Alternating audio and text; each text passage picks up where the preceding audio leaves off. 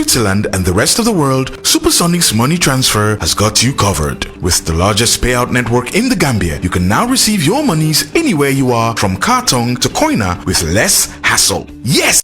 You can receive monies from your family and friends in UK, Europe, USA, Canada, Switzerland, and the rest of the world with our safe, secure, fast, and convenient service that offers you the largest selection of payout locations in the Gambia.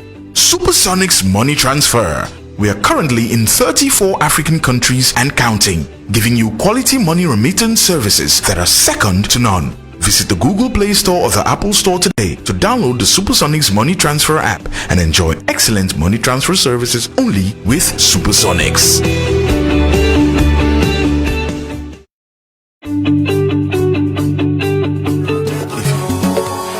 Gamsobis in Focus with Khalilu Banjang every Saturday from 8 to 10 p.m. From the lunch break, Council, are we ready to continue our proceedings? If we are, please proceed. Good afternoon, Mr. Chairman, Commissioners, and members of the audience. We are ready to proceed with the next witness, and he is one we are having on video conference, so he should be on the screen right now. Okay. Hello, Mr. Dawo, are you there?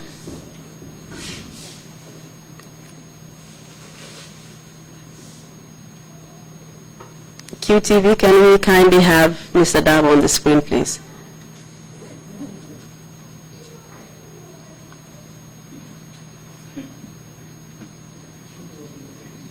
Obi Van, are you there?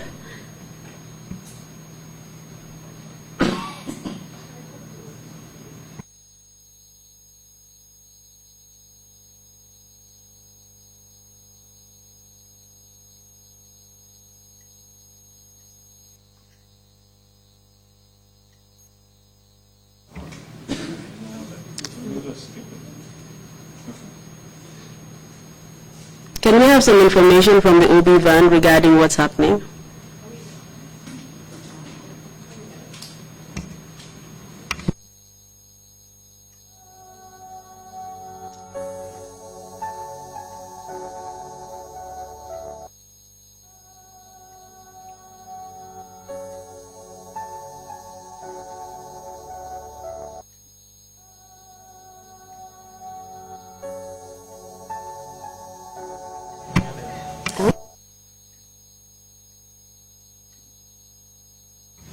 Hello, Mr. Dabo. Are you there? Yes. Can you hear me? Yeah, I can hear you. Okay, great. Can we have the witness on the screen, please? Okay, thank you very much. Good morning to you, Mr. Dabo. I realize it's about 7 a.m. in Seattle, Washington, USA. You're about 8 hours behind. Right, 7:05 now. Yes, thank you very much for waking up so early to give us your testimony. Thank you. And before we start, I would have to give you the affirmation. Because you're on video conference, we won't be able to swear you with the Quran, unfortunately, so you'll have to take an affirmation. So just repeat after me. Okay. I say your name. I, Omar M. Dabo, Affirm that I will speak the truth, I will speak the truth, the whole truth, and nothing but the truth. and nothing but the truth. Mr. Dabo, can you clearly just speak up to the hearing of the commission? We are not able to hear you properly. Adjust your volume or increase your voice. Maybe I adjust the volume. Yes, maybe adjust the volume a little bit for us. And just speak like how you would address your men at a parade, you know, loudly in the army. How is it now? Usually you guys speak very loudly. Especially me, I have a very manly voice. Indeed, as one would expect from a man. Thank you very much. right, I will just give you some rules and regulations that we have here at the TRRC before we begin. Okay. The most important rule here is your duty to tell the truth, because this is a truth-seeking commission. So therefore, we expect that you tell the truth, and it is a criminal offense to lie before the TRRC. And that is provided under the TRRC Act as well as under the general laws of the Gambia. Interpreters, I don't know if it's possible to have some interpretation in Wolof or Mandinka. They are not hearing. Okay, so is that something we need to sort out?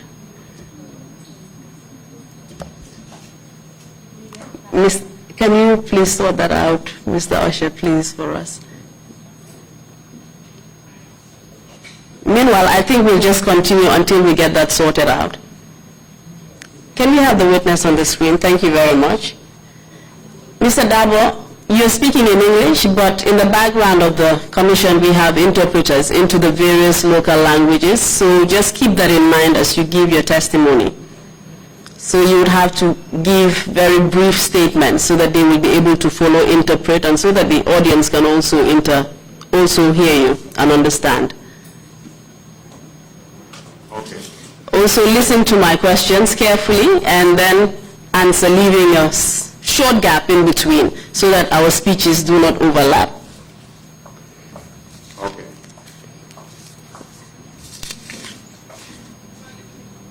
We are going to have testimony over a session here, or more than a session, about 2 hours or so. So therefore, just make yourself comfortable and just treat this as a conversation that myself and you will be having. Okay. You've already provided a statement to us, which I have before me, but I will just remind you of the relevant, important bits that we will focus on in your testimony. I know that there's a lot to be said, but within this short time, we have to really summarize what you have to say into the important bits, which is the human rights violations that you suffered. Okay. So we will therefore concentrate on your, after giving a brief summary of your biographical information, which will include your education, your professional background, and training. We will also just look at your torture, your arrest first at the State House whilst you were posted there, and then subsequently your detention at the NIA and your torture there over 2 consecutive occasions. And then you were detained at the Mile 2 prisons. Subsequently, you were tried before the Kanifing Magistrates Court, and then the case was transferred to the High Court. Later, you were actually discharged from those charges, and then you were subsequently discharged from the army. You were released, and then subsequently you went into exile. Correct me if I'm wrong, I believe these are the main subjects that we will be dealing with in your testimony today. Yes. Okay. Interpreters, have we sorted out the issue? Okay, so then we'll just proceed because it's already late and we need to move on. Kindly tell us what your full names are as we begin your testimony. My names are Omar M. Darboe. Can you tell us what the M stands for? The M is my father's name, which is Mafuji. Okay, so you adopted your father's name. name. The army, yes. Okay, kindly. Omar M. Darboe. Very well. And do you have any titles that you would like us to note? Mr. Darboe. Not Lieutenant Darboe No. or Lieutenant Darboe. Okay, then we'll refer to you as Mr. Darboe. Thank you. All right. Can you tell us where and when you were born? I was born in Sandeng village. Where is that? Young West. Lower River Division at the time. Now Lower River Region. Very well. And when was this? March 7th, 1972. And is this where you lived for most of your life? Yes, especially my childhood, right? Yes. Okay. Where else did you live in the Gambia? Most of it in the Congos. Around what area? Bundung, London Corner. Okay. Yes. And where do you presently live? I live in Seattle, Washington, In which country? U.S. Okay. And how long have you been living there? Since 2012. Kindly give us some background into your education, please. I started my primary schooling at Synthetic Primary School. And where is I that? was too young to. Synthetic is in Phony. Very well. Yeah, I was too young to be away from home, so I couldn't continue, and then I had to go back to the village. Okay. So the next academic year, I was taken to Kalaji Primary School. And that is still in the Funis? Yes, Kalaji. So Kalaji, I was staying with my parents. I walked to school and come back home. Do you remember the dates? No, let's be with the years now, with the year. Okay, you can't remember the year. The years, yes, but the dates, no. Okay, then just give me the years. That's fine. Kalaji, I was there 78 to 86. No, 85. What about Sintet? Synthetic was just 1 year, I think it's 77, 78. Okay, very well. And tell us what happened after you finished from Kalaji. After 6 years of primary school in Kalaji, I came to Latikunda Savage Primary School to repeat common entrance. That's where I passed in 1986 and went to Nusrat High School. And that was in the Kombos, Latikunda? Exactly, Latikunda Savage. Okay. So when did you start at Nusrat? Nusrat 1986. And how long did you attend Nusrat? 5 years. I did my O-levels in 1991. What happened when you finished school? When I finished my O-levels, I went to Gambia High School to do my A-levels. And what happened thereafter? That was 91, 93. And 94, I enlisted into the Gambia National Army. Tell us how the recruitment selection went. Our whole recruitment process was done at Union Barracks.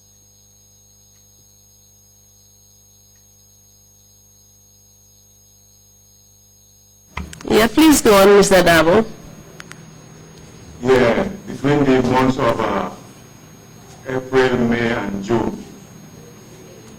And when the selection was finally confirmed, those selected were issued with a letter of appointment to report at Farafenni Army Barracks on the 28th of July 1994 for basic recruit training. And that was just a few days after the coup d'etat? Before the coup d'etat. Okay. So what happened? So when the coup d'etat happened, July 22nd, an announcement was made over Radio Gambia that, our training has been put up until further notice. And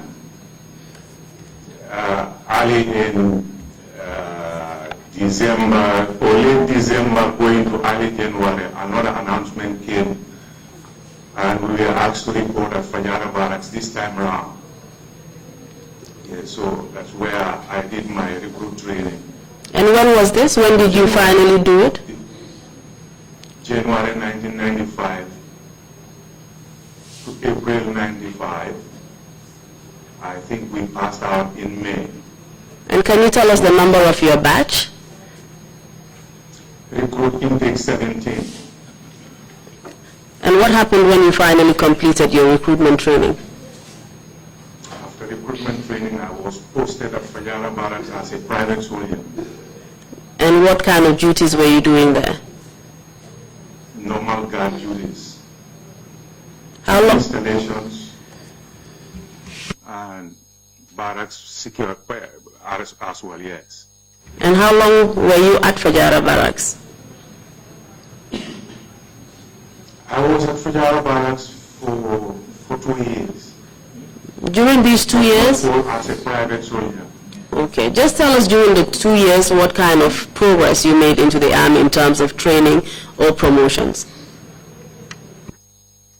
Yeah, while at Fajara Barracks, I sat to CSB, Cadet Selection Board, confirmed as an officer cadet. I passed and confirmed as an officer cadet. And then was under officers there, to start training me about the basic responsibilities of my rank to be, which is a second lieutenant. But then I was an officer cadet. I was being trained and groomed by the RSM there. I remember the lieutenant I was with, the late Lieutenant Salih Dem, and yes, as an officer cadet, those were basically my functions, yes. Okay, and at the time, who was the commander there at Fajara Barracks? At the time, the commander there was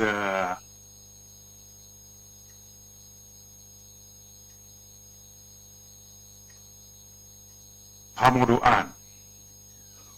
Do you remember his rank at the time? Yes. Major, he was major then, but I think he later promoted to lieutenant colonel, yes. Okay, and once you were officer cadet, did you receive any overseas training? Yes, while as an officer cadet, me with 4 others, making 5 of us, went for our YOC, Young Officers Course in Ghana in August 95. Where in Ghana did you attend this course? Ghana Military Academy in Deshi. Okay, and who were your batchmates? Or the officers that you went to train with? Yes, Serigne Modou Ndiaye, Wassa Kamara. Which Wassa Kamara are you referring to? Okay, I think now there was a Kamara.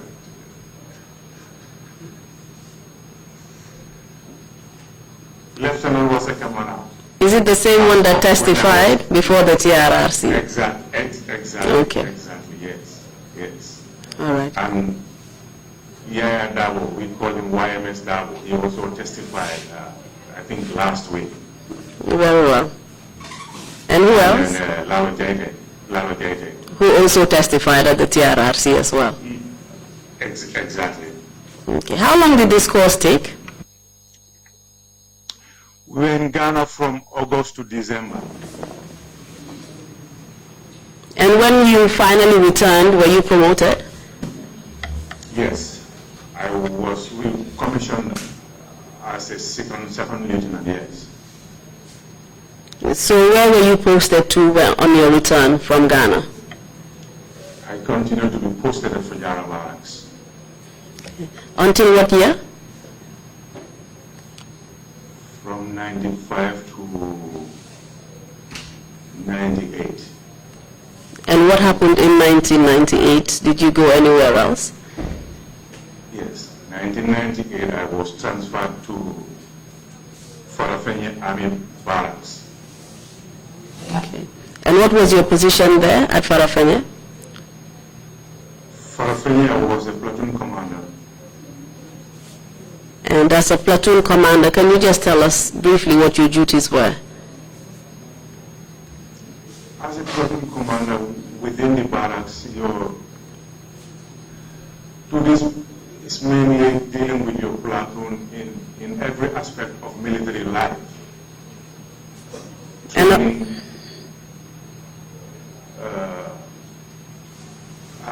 yes. So you were leading a platoon, which was how many men? 13 men.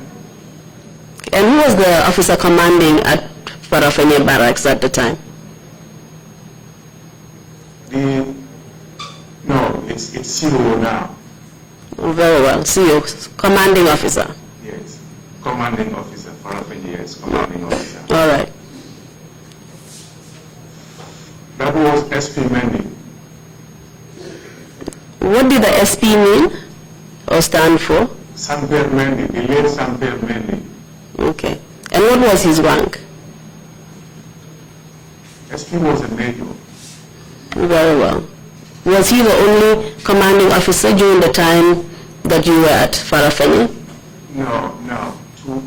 Towards the end of my stay in Farafenni, SP was relieved by Captain Babukar Keita. Okay. Who at the time I was leaving Farafenni was my CO. Very well. And what other duties did you attend to at Farafenni? While in Farafenni, we go on a 6-month rotation to Kudang and Basse.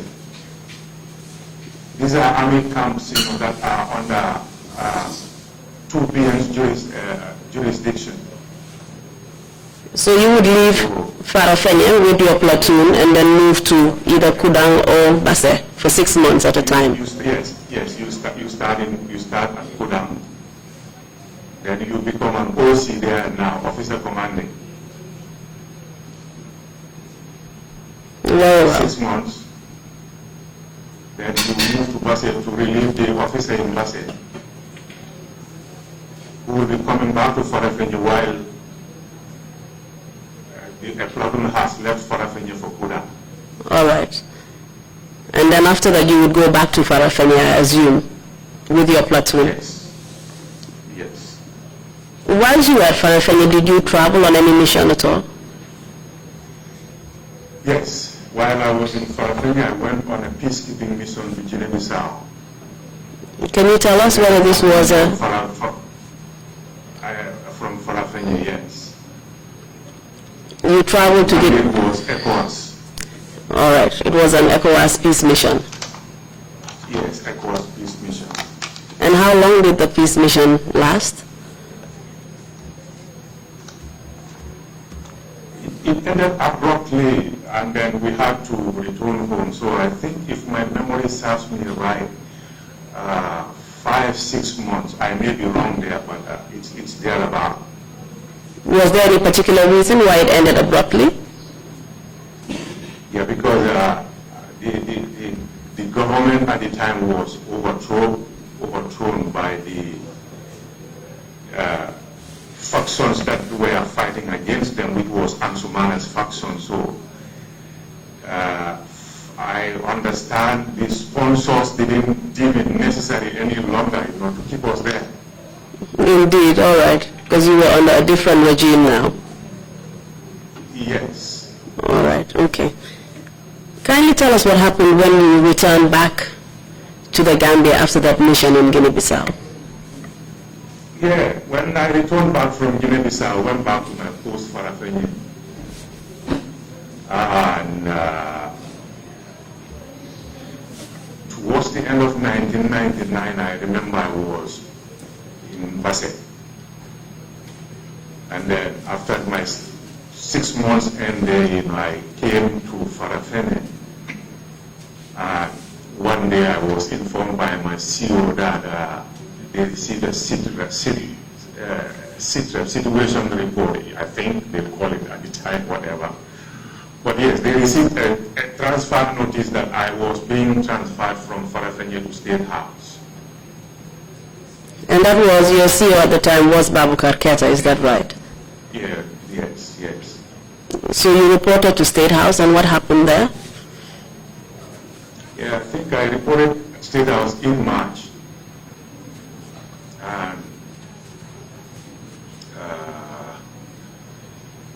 there was renovation going on at State House then. March of which year are you referring to, Mr. Darboe? Sorry to interrupt you. March of 2000 this time. Okay, please go on. Yeah, so Yaya Jammeh was mostly staying at Kanilai. Because of the renovations that were going on at State House, Banjul. Exactly. And which Yaya Jammeh are you referring to? The former president. Okay, very well. Please proceed.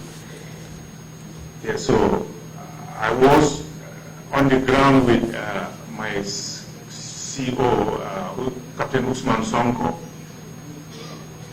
and a sizable number of troops, because majority of them are where the principal is, which was Kanilai. And you're referring to the State Guard unit now? Yes, I'm referring to the State Guard unit. And what was your position there at the State Guard after you were transferred there? I was kind of second in command, because shortly after I arrived, the senior man on the ground, which was Captain Kausu Sanya, went out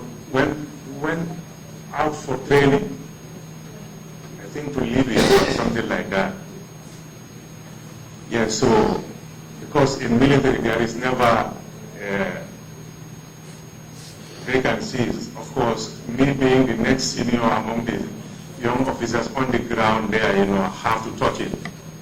So by default you became the second in command?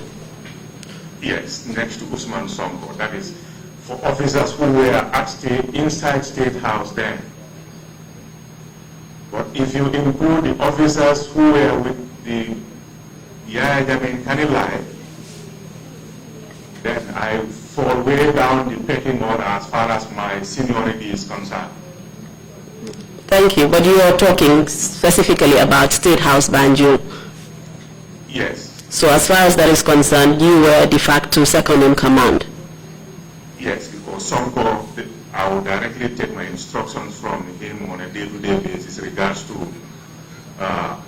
impress, feeding, and postings. So naturally, I was his second in command. And at that time, what was your position or your rank? I was a lieutenant. And after you were posted in March 2000, did anything significant happen whilst you were there at the State Guard? Yes, two things of significance happened there. One was April 10 and 11. That found me at State House, which was a national issue. But then May, June, myself, I was arrested. And I believe that is what we're going to focus on in your testimony, your personal arrest and victimization. Okay. Yes, we have received a lot of evidence on April 10th and 11th, so I don't think it's necessary to go into it. No, I don't think either. Okay, thank you for that. So tell us what happened on the day of your arrest. Can you remember the date at all? Yeah, on the fateful day of Thursday, June 20 something. Was it the 28th of June? Yes, 28th of June, I think, yes. What time? After midnight. So it became the early hours of morning on a Friday, because it's already after midnight now. So that would then be the 29th of June, I believe. Yes. Okay. So how did it happen? Yeah, I was duty officer. And as duty officer, you are the most senior on the ground. At the State House in Banjul? At the State House in Banjul. All right. QRF. Which is? Orderly Sergeant. Tell us what QRF is. Quick Reaction Force. I worked with 2 sergeants. One was an orderly sergeant, the other was my immediate sergeant, yes. Can you remember their names? I think one was Omar Top, and the other was another Omar. So I remember we were making fun at Pentagon. 3 Omars happened to be on duty at the same time. Including yourself, yes. Yes, exactly. Omar Top was one. I don't know who was the other Omar, but yes. Okay. Yes. One was orderly sergeant. Please go on. Yeah, so I was with them at the Pentagon. There is an area of State House called Pentagon. It's almost bordering the National Museum by the fence. So we were there doing the Gambian thing, attire, and I think playing Scrabble. And then after 10, 11, I told them I was going out to my office, to get myself prepared for the night. Yeah, so I came by the back door of State House, which goes towards Marina Parade, yes. Marina Parade. Yes. So we moved to that structure there. I forgot the name again, but I moved the clinic there and our office structures into that complex, within my short period I've been there. Are you referring to the accident and emergency unit of the IVH? Yes, yes. Just by that there is a structure there that now houses the Army medics, and some other, yes. So that's where your office was located? Exactly. So it's outside the main State House fence. Oh, okay. So I went to my office, do my things, and then get myself prepared for the night. Right when I was about to leave my office, my Motorola, which was issued to us, our officers, rang. When I picked the phone and looked at it, I saw my residence number in my 7. I thought maybe my wife was calling me. When I received the call, there was Jaite's wife, Bintu, on the line crying. Which Jaite are you referring to? Lieutenant Jaite, Lieutenant Lara Jaite's wife, Bintu. What's her full name? So, Bintu Keita. Okay. Yes. But I call her Bintu Keita Jaite. Very well. Yeah, so Bintu was on the phone crying. Hello, and she spoke in Mandinka. Hey, Omar, mask me no pele nada ya samba. Please give us the interpretation for those of us who don't understand Mandinka. Yes, hey Omar, masked soldiers came to our house and took away Laro. I told her, okay, calm down, stay there, I'll get back to you. I tried my little best, on the phone to calm her down. And then that's when I ran off the phone and then came downstairs. Can you tell us why Bintu was calling you about Lalo? Did you have any special relationship with Lalo Jaite at all? We lived in the same streets in mile 7.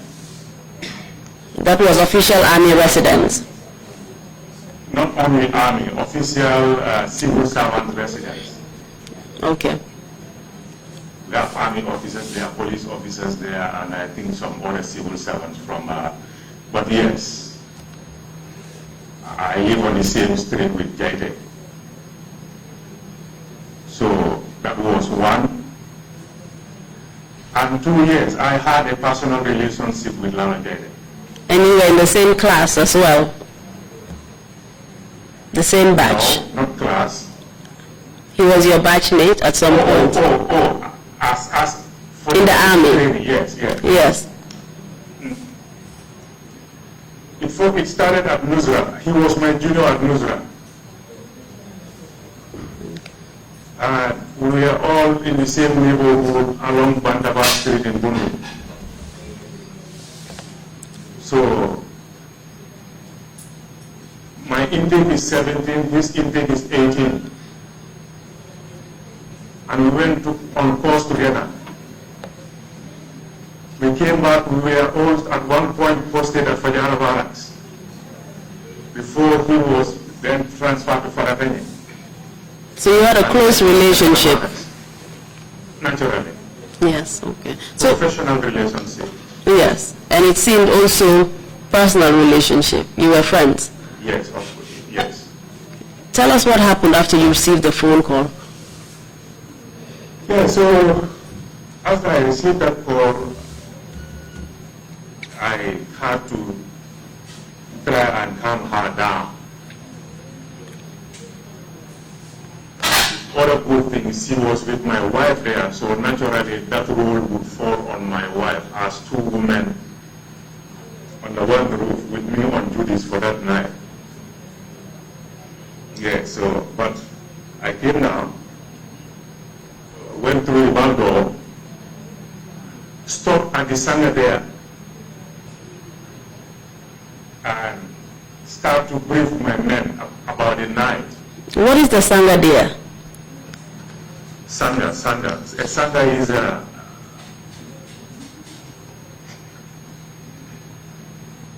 it's a post. Thank you. You know, yes. Yeah, so I stopped at the Sangha there to brief my men about the night. Because that's how I was trained to do, and that's the right thing to do. When you're going into the night, you have to brief your men so that you will all be on the same wavelength, should there be any need for anything. Yeah, so my briefing was about that. But apart from the briefing, what was going through your mind having just received a phone call from Lalo's wife telling you that he had been arrested? It's like, what's going on? Yeah, so but I have to draw a line between, like you say, a personal family problem and my official functions and duties at that moment. Yeah, so the first Sangha, of course, I had to speak to them. Then I moved on. I decided to go straight to Pentagon. And maybe my reason of going there was to go and inform my sergeants that maybe I'll be leaving post for a while, to go home and come back. Yes, maybe that's why I was going back to Pentagon. And as I was walking towards Pentagon, a few meters before the house or the building. Which building are you referring to? This place we call Pentagon. Okay. Yes, few meters before. Then I received a command from somewhere behind me, saying, "Halt, hands up." Of course, in military, we all know what that means. Yeah, so I stood and raised my hands up, and then I start to see figures emerging from my front. And because containers were parked there because of the renovation, so they used those containers as covers. Yes. So they were hiding behind the containers? exactly. So when they emerged from the front, I knew others came from behind me. And were these all military men? Yes, these were all military men, dressed and armed. Tell us how they were dressed and what they were armed with. They were dressed with, at that point in time, the only thing that became visible was their headgear.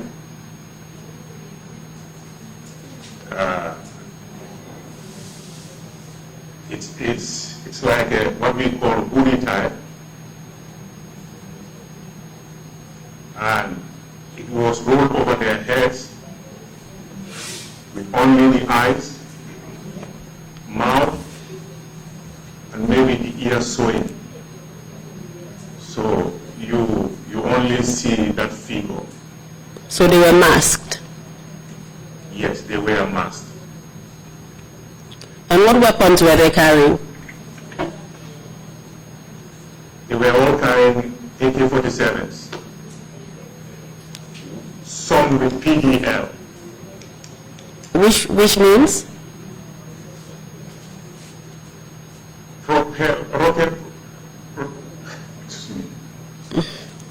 Propel grenade launcher. Okay. Yeah, State Guard had those as their personal weapons, you know, with most of the rifles would be equipped with that facility. Yes, so, but yes, most of them had that as with them. Okay. So how were you able to identify them as military men or soldiers if all you could see was the opening in their mouths and eyes and ears, and you couldn't really tell how they were dressed? Yeah, for the dress, I never came to see that clearly. But as at that point in time, one, the lighting was not very good, and two, I think the last thing I would think of at that time is what dress is someone wearing? Having put at one point with your hands raised up. Fair enough, So Mr. Darboe. Dress code was not something at that point I was interested in knowing. Okay. What about their mask? Did you remember the color? Again, that was when I was taken to another place. We'll get to that point. Carry on then, tell us what happened afterwards. Yeah, so when I was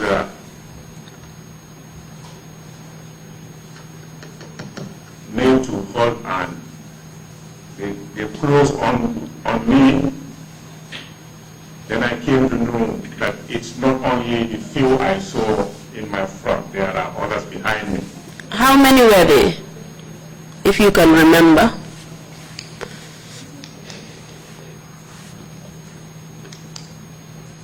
At that time, I don't know how many, but when I later, there could be about 7, 8 men, or yes, which is a section strength, or at most it won't be more than 10.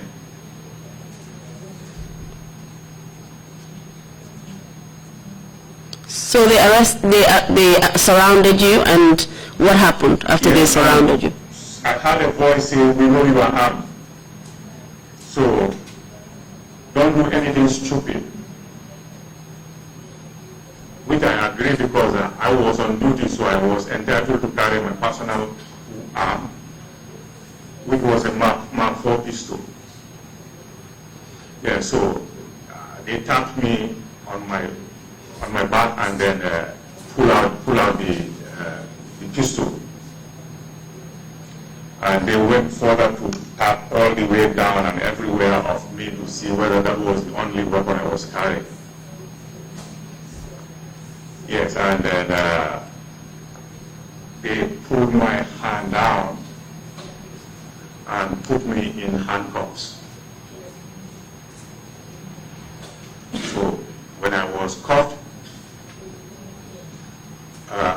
Someone hold me on my right side, another hold me on my left side, and walked me towards a parked vehicle. Yes. Was the vehicle there before I left? I don't know. Because there are vehicles everywhere in State House in those times. Yeah, so when we go to a parked vehicle, they open the door. I thought to do something, which again I was trying to be professional, because it was a short distance from the Pentagon. I wanted to stand and kind of say to my sergeant, take charge, knowing that was the right thing to do officially. Because you were in command then? I was in command then, so when you took me away, right, I have to pass on my command. So that caused me to kind of stop, wanting to say that word. So, but as they were trying to put me in, I think, and I was trying to resist a bit, then I received a hard hit on my back, around my shoulder blade here. Whether it was a kick or a rifle butt, I have no idea. Because it was done from behind? Yes, it was done from behind. So that kind of pushed me in, and then with that force from these two guys and from behind, I was pushed into a double cabin pickup, the back seat. And what did you feel from that sharp kick or rifle butt on your back? What do I feel? Yes, what did you feel? Of course, pain. And did you suffer any injuries from that? From this rifle butt? Yes. It will all culminate later into something, so I can't say exactly it is this. So, but from the start to the end of this whole thing, when something comes up, of course, I attribute it to the whole situation. Did you later suffer from anything around the area that you were kicked or rifle butted? When we were discharged from mile 2, let's fast forward. I had to go, I was going to RVH over and over for check-up rather. That's all right. Later went to MRC, and there I was diagnosed as suffering from sciatic nerve. So up to this moment, I have a back pain that goes on and off. And you attribute that back pain from that hit that you received on that day? No. I say it was the starting off. It started it? Yes. As we are going, you'll get to get the whole understanding of what could cause my back pain. Okay. Yes. So you were shoved into this packed vehicle that was waiting for you. What happened after that? And then sandwich, they all jump into their various parts of the vehicle, I don't know. So, but when I sat now, I realized the handcuffs on me were closing up, different from when they initially put it on me. So my little interaction with police officers, I came to understand that they had a name for that type of handcuff where when they put it on you, the more you move about, the more it keeps tightening up.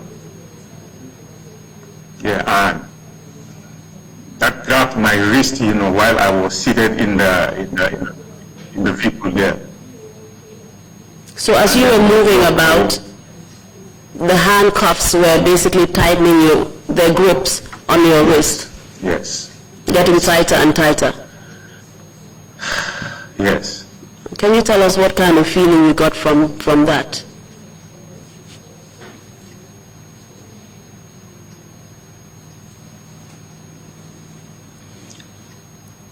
If you want to talk about it, Mr. Darboe, I know how difficult this is for you. So if it's something you're comfortable talking about, go ahead. If not, then you could move on.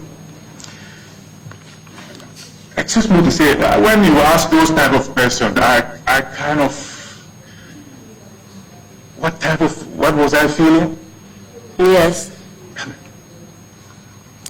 We just want to know as much as possible what you actually went through, the suffering and the pain that you went through. It's something that's important to the Commission. Yeah, but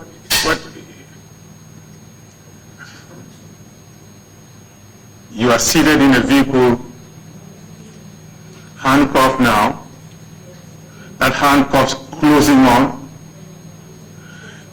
restricting your blood flow, pain, in your mind, not only pain now, but is this real? So, to cut it short, I was in that confused state. That's fine. That's fine. So where did the vehicle go? The vehicle left State House through the main gate, drove for some time, and then I saw them signaling. The gates were opened, and we were inside the NIA premises.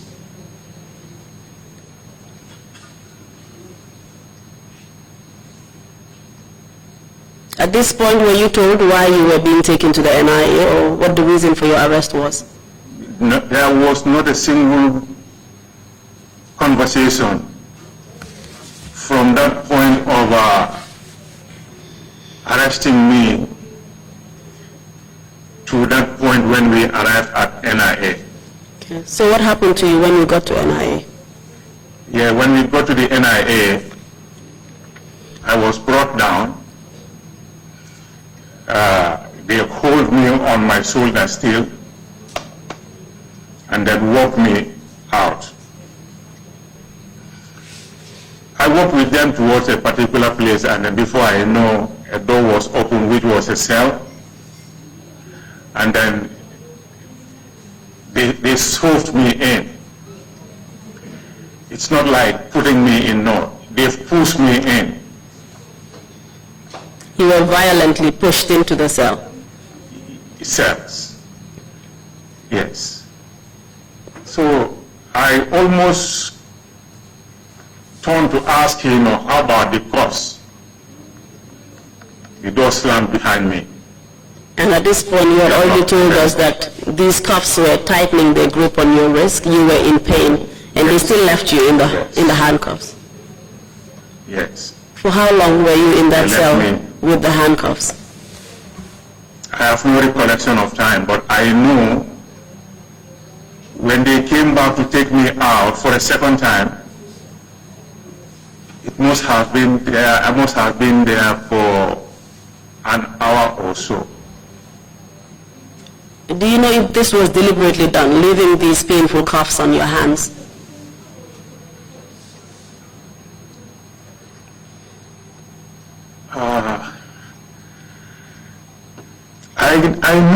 I later came to know they were going to do some more arrests, right?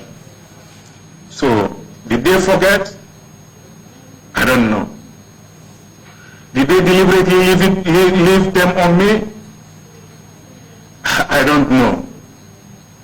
But, going by the little confrontation we had at State House,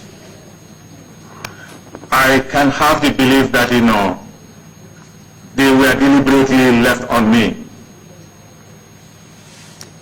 They Just like they choose special cuffs to put on you, not just the normal cuffs, but a special gripping cuff, which was a form of torture, I believe. That's what they choose to put on you rather than normal ones. Of course, yes. So tell us what happened at the NIA after you were put into those cells. Do you know what particular cell you went into at that time? I later came to know that particular cell was the Bambadinga. The notorious Bambadinga that you've heard of at the TRRC. Exactly. I watched your visit there. The NIA visit? Gave me yes, your NIA visit. So that gave me a very good recollection of where I was first kept for that hour, and then later moved to another cell. So yes, I was first held in the notorious Bambadinga. So tell us what your time at NIA entailed after that. What happened? Yeah, they brought me out after an hour, took the cuffs off, and stood me by their vehicle in the open veranda there. That's when I first set my eye on Jaite. Which Jaite? Lalo Jaite. Under what circumstances did you see him? They were moving him from one end of NIA to that cell I was first kept at. And that was the first time you saw him after you received news from his wife that he had been arrested? Exactly. Yeah, so I knew, okay, now me and Ajaide are all within the same premises. Did you make any connection as to whether it was the same issue you had been arrested for? We did not even get to talk much more to know whether it's the same issue. But you were told by Jaita's wife that armed men who were masked, similar to the team that arrested you, were the same ones who removed him from his house. I said to myself, oh, okay, now that he's here, yeah, but I didn't get that from him. Okay. Yes, I made up that, yes. You came to that conclusion from the circumstances around your arrest, both of your arrests? Yeah. So you said yeah, go ahead. While standing by that parked vehicle there, that's when two of them chose to roll up their mask. And I came to know their identities. One was Buba Jame, and another was Ismaila Jame. And Buba Jame, did he have any other names? Buba Jame. I didn't serve long with him at State House to know a nickname, but I think he had a nickname. Could it be Kanilai? I may be wrong. Very well. And Ismaila Jame, who was he? Ismaila too was, I think he was audio to Yaya Jame at the time. Did they have any other kind of relationship, both Ismaila Jame and Buba Jame to Yaya Jame? Oh yeah, they are brothers, cousins, or all natives of Kanilai. So they are the two who chose to reveal their identity. Do you know why they chose to do that when everyone else was covered up? I think some soldiers who chose not to show their identity was like not comfortable to do it. So why were they comfortable?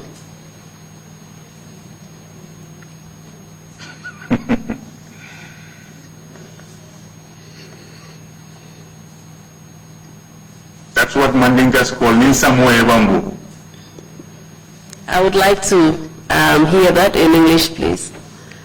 Yes. If you are up an elephant, your were saved from wet grasses. Kindly give us the So in essence, interpretation. they are Yaya Jammeh's brothers or relatives, and I knew they were doing that mission for Yaya Jammeh. So they don't care. Me recognizing them. So they had nothing to fear because they were untouchable because of their connection with Yahya Jammeh. There you go. Others chose not to, and when I heard some names, I was kind of saying, wow, so this guy was also among, but I never know. Up to this day, these are the only two identified.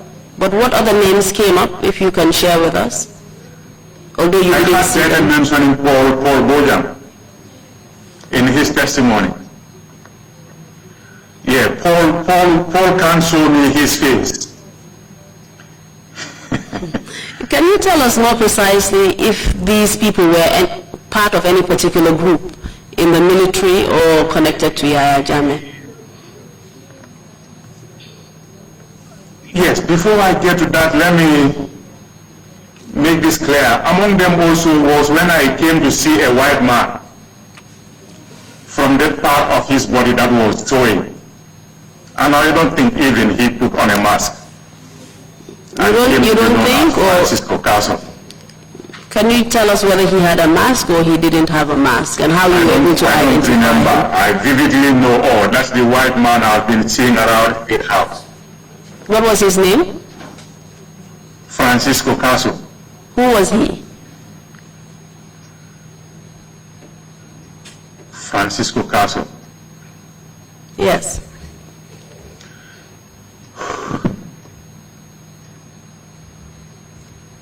Francisco, I saw him around State House. I later came to understand he was training some men in Kanilai. And the rest is history. What men was he training in Kanilai? Did they have a particular The men came to be known as the junglers. And of course, the two names that you've mentioned, both Ismail Jammeh and Buba Jammeh, have been connected to the junglers, and Ismail Jammeh in particular testified at the TRRC. Can you confirm that? Yeah. Yes. So what happened after that? Yes, when we stood there for some time, they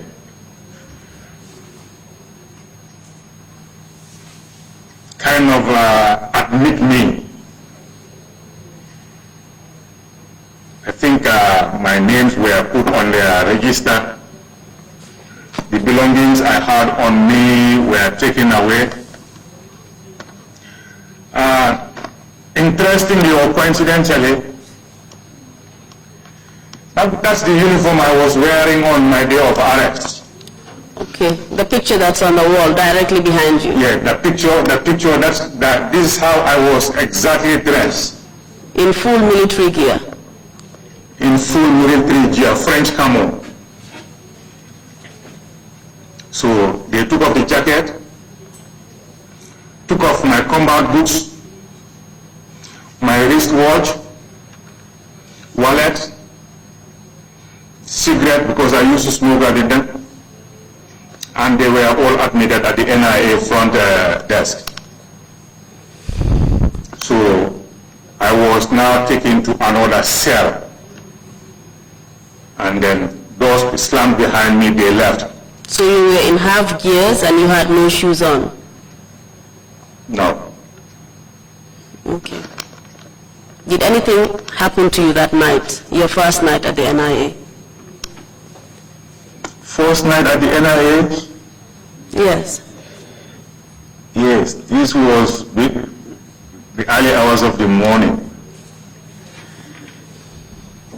You sit at a corner in the cell there,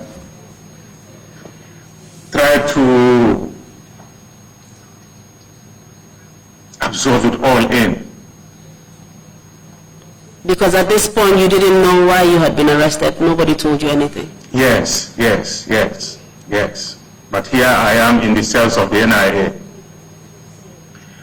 My wrist was burning, but now that they have taken it off, as I was sitting at the corner there, I tried to do this to facilitate the flow of the blood. And wondering. That's how I spent the first night in there. What was the condition of the cell?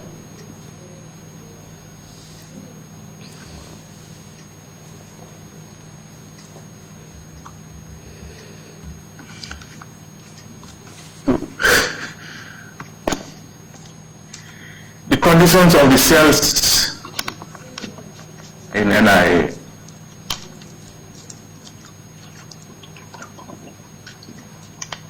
Bad. How bad? Very bad. Can you describe the bad state it was in? Again, the first day, that's the last thing you would want to look out for. But maybe subsequently, because how long did you spend at NIA? Oh yes, subsequently, yes. Subsequently. Just give us the general conditions of the cell. Okay, now I get you. I thought you were asking of that first day. No, just the general condition that you slept under every single night. That cell is an open cell with a burglar proofing or from ceiling to the ground. Of course, at the front part of it, that's where the building is, but behind it, that's where you now have the cell with this burglar proof. And for the floor,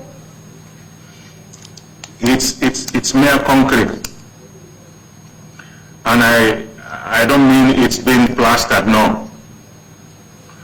Maybe even if it was plastered, that all ripped off now, and you can see the stones and whatever showing up on the ground. So it was a very rough surface. A very rough surface.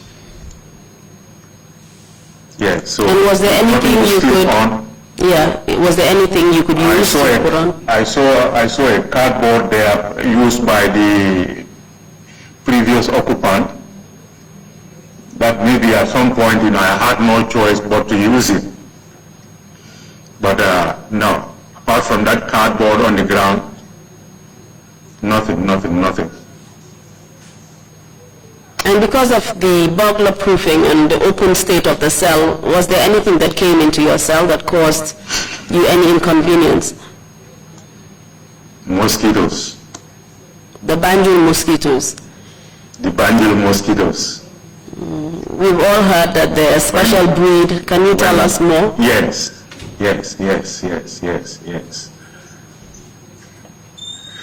When it's dark, mosquitoes start to fly in. That becomes an issue. But yes, that was NIA. I think they purposely left that burglar proof open that so that, the mosquitoes would also help them in their torture. So the mosquitoes feasted on you the entire night? Serious entire night. You always have a choice. Allow the mosquitoes to feast on you, maybe sleep a little bit, or sit at a corner, fan mosquitoes all night long. So what happened in the morning? What happened in the morning after all of that? In the morning, it was that becomes the Friday. No contact with any one of them. I think up to, at some point, they opened the door and Babukar Jada walked in. And who is Babukar Jada? So, Babukar Jada, he was the army commander at the time. Okay. So when he walked in, remember jumping from the ground, and then stood by the burglar proof. And then I start to ask him, sir, but what am I doing here? What's going on? And he starts to double no.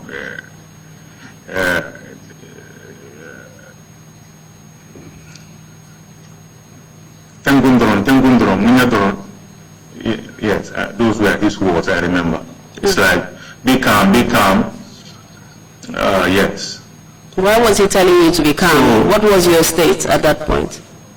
Oh no, it's like, him being my commander and showing up there, to me it's like maybe he can tell me the reason why I'm there. So that's maybe why I even jumped to stand before him. So you were eager to see him? Yes, no, not him, but when I saw him, I was kind of happy that at least my commander has come to check on me.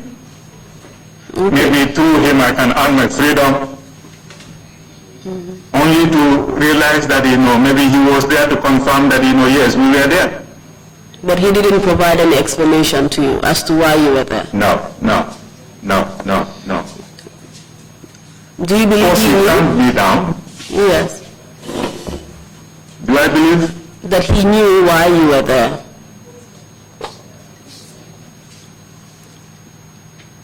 Later, yes. Okay. Before, I don't think, or I don't know. But at least he knew you were there? Yes. So what happened after that meeting with him? He left. And they closed the door behind him. I was left on my own again. Did anything else happen on that day? Friday, no. So you were in the cells for most part of the day or for all of the day? All day. All of the day, Friday. Were you able to use the toilet or to shower? And were you eating, drinking? Towards 5 in the evening, they brought us food. And that was the only meal you had that day? Yes. And when they opened the cell door for you to go and eat, that's when you would be privileged to use the bathroom.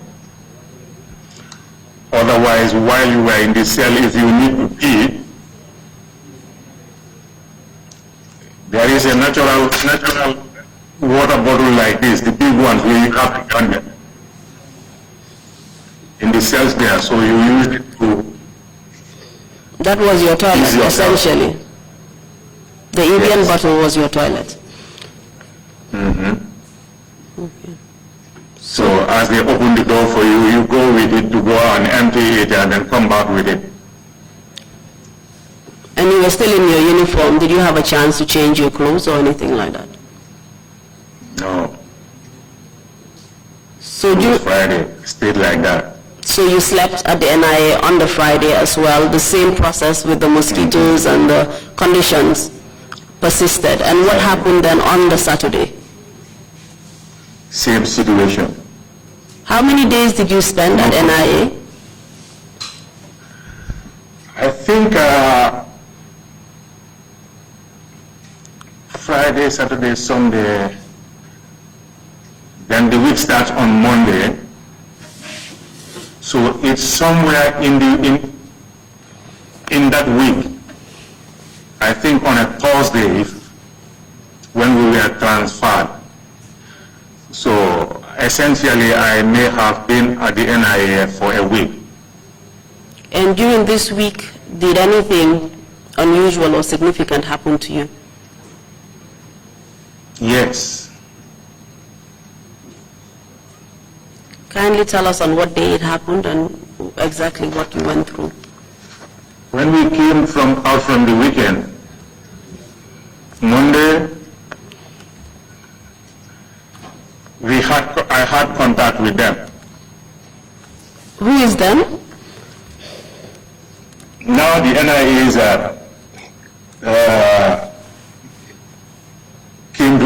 my cell door. Because essentially all throughout your interaction was with the army officers.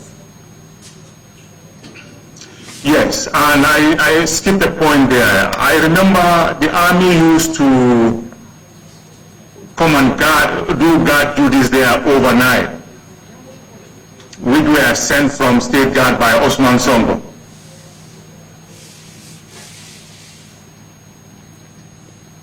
Yes, every night soldiers would come perform their guard there. The only time I had interaction with those soldiers when they come is like what we call handing and taking over. You make sure you are not taking over a dead body. Yeah, so they will come confirm that, yes, I am safe and sound, and then they will leave and be outside. So were you under the custody of, sorry Mr. Darboe, were you under the custody of the NIA or the soldiers or both? We were under the custody of the NIA. Okay. But because we were army officers, maybe their command thought they can need reinforcement. And what better place to get reinforcement from than the State Guards? One, because that's where I was serving, that's where Jada was serving, and we were almost independent of the General Army. Maybe that's why Babukar Jada only came, but apart from that couldn't do anything. Because the State Guard was directly under the office of the President, isn't that correct? Exactly. Okay. So what happened? Yeah, Monday, at some point in the day, they opened my cell. Then I saw military police personnel standing out. Did you recognize any of them? Yes, they were from London. Do you remember their names or their ranks? No. I remember somebody, maybe they were led by a sergeant, tall guy like me, fair in complexion. Yeah, apart from that general description, I don't know who they were. Okay, so what did they do?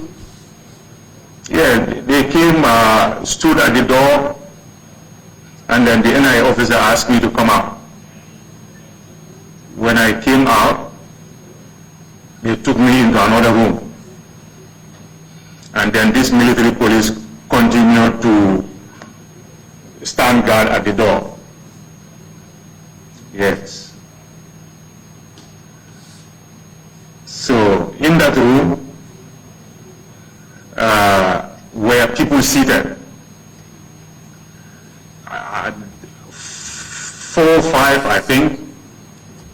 But I came to know only 2 of them. One was Sukuta Jame, and the other was Fodebari. These were the 2 senior people seated. But like I said, there was 1, 2, or 3 people also seated around the table.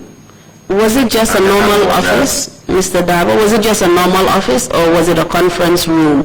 What I'm trying to get at is that was this some sort of investigation panel or it was just NIA officers in the room interrogating you? No.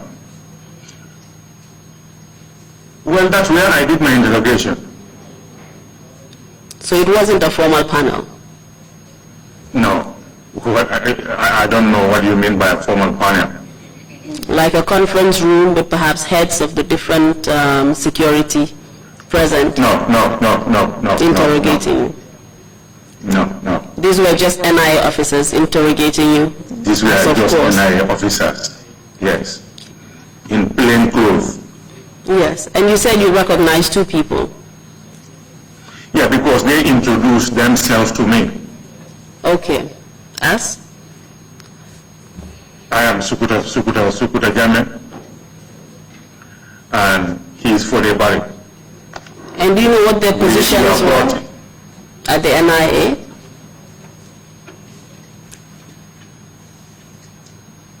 Their positions? Yes. Or how senior they were, for example. They were senior commanders. Designation, I don't know. That's all right. And the others, you didn't know who they were? No, because those were not introduced. Would you recognize them if you saw them again? No. Okay. So tell us what happened after they were introduced to you. Yeah, when they introduced themselves, Sukuda Jammeh took charge by saying, you are brought here for an investigation that we will be conducting on you or with you, whatever. So we expect you to say the truth, because at the end of the day, we know what is going on. I say, fine. Then we get started. Did they tell you what they were investigating you for? At that moment, no. Okay. But as the investigation was progressing, that's when Sukuda told me that we are investigating because of you, me, Lieutenant O.M. DARBOE, being part of an alleged plot to overthrow the government of Yahya Jammeh. So this was the first time. So this was the first time you were hearing this accusation, and you realized that this was the reason why you had been arrested and detained at the NIA. Exactly. Okay. So tell us how the interrogations progressed. The interrogation started by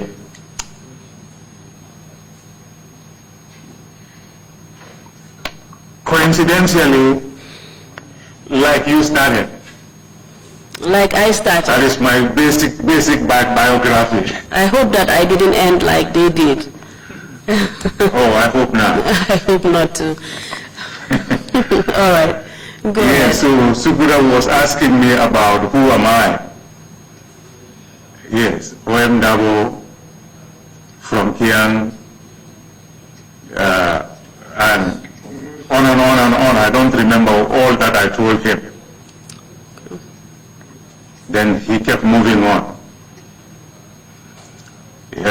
From biography, he asked me specific questions as to my relation with certain key people. That didn't go down with me well, because we had an argument over it.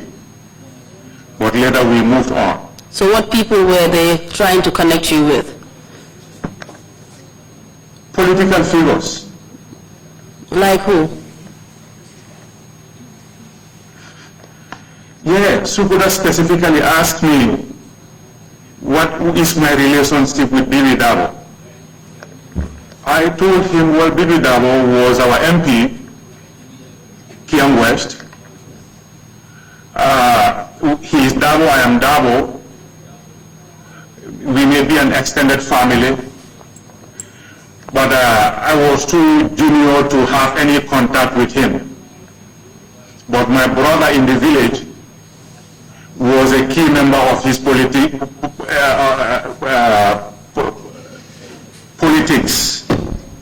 Yeah, so that was my answer. And which Bibi DARBOE are you referring to? The ex-minister during the PPP government? Exactly. Yes. Okay. And who else were you linked with? I was asked again my relationship with Hussein DARBOE. Yes, I said for Hussein, I knew he's from Sierra. But beyond that, maybe he's DARBOE, I am DARBOE too. They seem to only link you with people you had the same surname with. Exactly. Was there any other That's reason apart from the surname that they would link you to these people? Was it based on tribe, for came example? to know Yaya Jammeh's tribal, how do I put that? Tribalism. Well, yes, Yaya Jammeh, yes. And you were Mandinka, So, yes. or you are Mandinka, of course, and all of these other people that you were Yes. being linked with were Mandinka. Yes. And they were also opposition figures. Figures, exactly. So were they trying to say you were opposition? Well, that's what their question will mean. And further to that, if you are alleging me to be on the move to overthrow the government, so it's like, okay, these ones are trying with the ballot box. If they don't succeed, then let's lose our brother, to use the bullet. So you were implicated in double trouble? In double trouble, yes. Because both under the Yahya Jammeh regime were quite serious allegations of being an opposition member as well as being alleged to try to overthrow the government. Yes, yes. So when And you... that's when I deliberately asked him a question. Are you related with Yahya Jammeh too? Or rather, what is your relationship with your Yahya Jammeh? Who is that? Who did you pose that question to? Sukula. Because his surname was also Jammeh, I guess. His surname was also Jammeh. So he says, Lieutenant Darboe, you are not brought here to ask us questions, but rather we ask you questions. So answer and let's move on. Yes. Which was correct, I assume. Well, yes. I was under their command. So when you realized the seriousness of the allegations against you, can you tell us what was going through your mind, also being at the NIA office at that time, and we all know the evidence we've received before the TRRC about the kind of things that were going on at the NIA at the time? Yeah, I begin to say, is this real? You knew that you were in serious trouble, basically. Oh yes. So, sorry, Mr. Darboe, did you agree to the accusations? I vehemently deny. And did you know anything about any coup plot that was going on at the time? I knew of nothing. And you did not hear of anything? Nothing. I didn't hear of anything, absolutely. So tell us, Innocent as, yes. you were innocent of the accusations. And acknowledged that I know nothing. So then what happened after you denied? They've accused you, you've denied. What happened next? Yeah, they move on. Now they try to tie me with these two key figures. We moved away from that. He went further, who were my close associates in the army. Though first he did not narrow it down. But when he says close associate, I deliberately answered my wife. And that also didn't go down well with him. Were you trying to be With funny? that answer he says, no, I was not trying to be funny. It's like,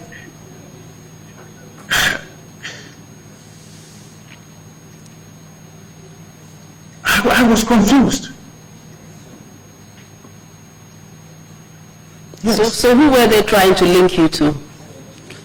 Then we'll get to that.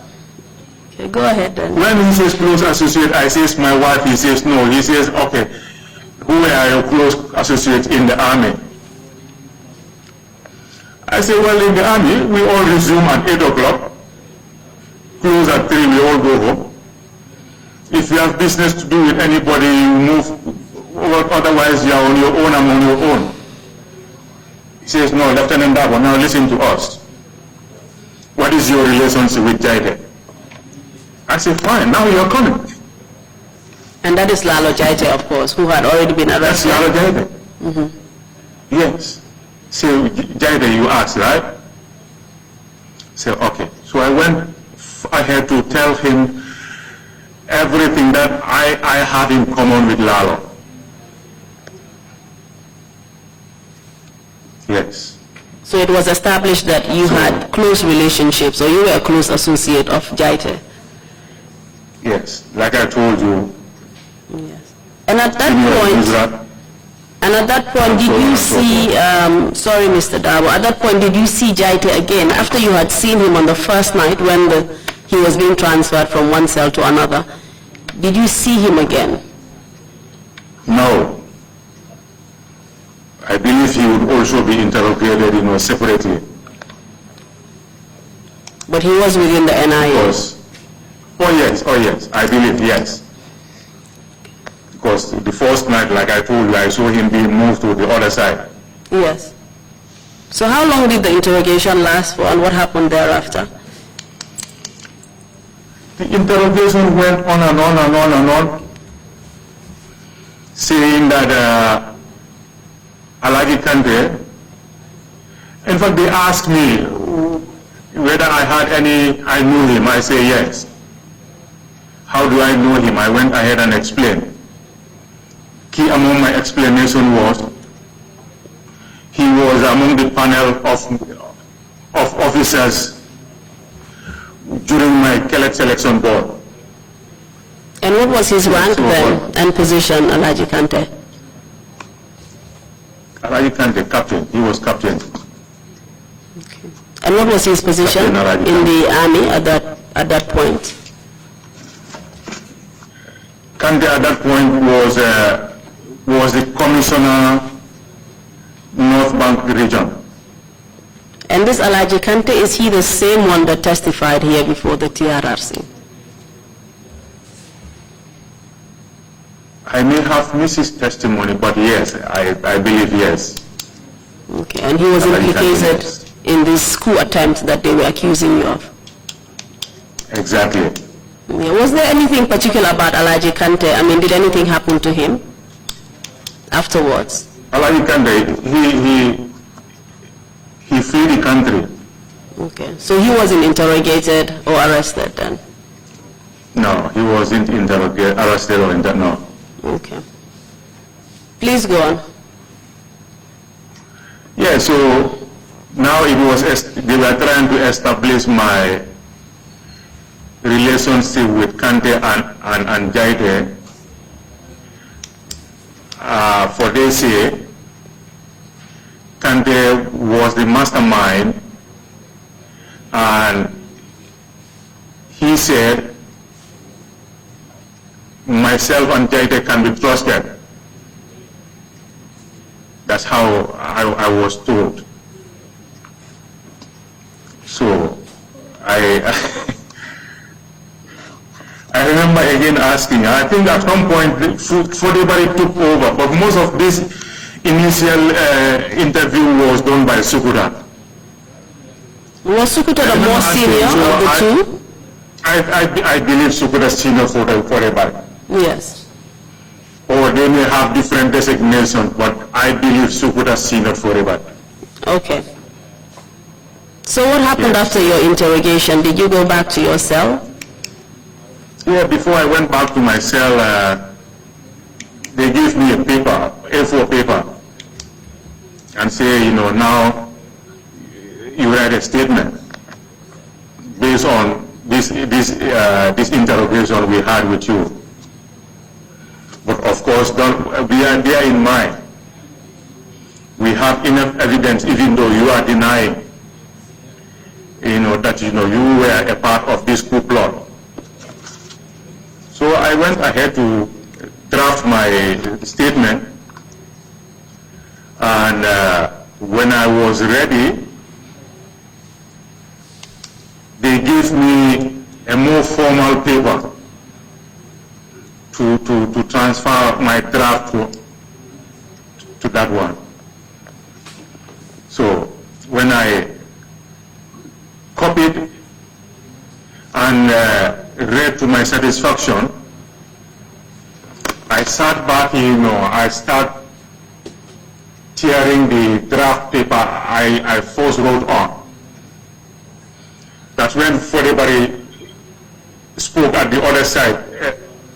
Stop tearing that paper. I told him, no, I've copied it all here. No, we still need it. I said, no, I'm done. So before he was getting up, coming down, for whatever reason, I fall for a second time and then keep tearing. When he walked to me, he gave me a nasty slap on my back here and got hold on my neck and said something like, you are trying to be stubborn with us. We say, don't tear, you are tearing. I said, but that's my statement here. So that action of him almost triggered a reaction from the military police officer who was standing by the door. He kind of said something like, no. And the two exchanged glances and so forth, and I know the officer calmed down.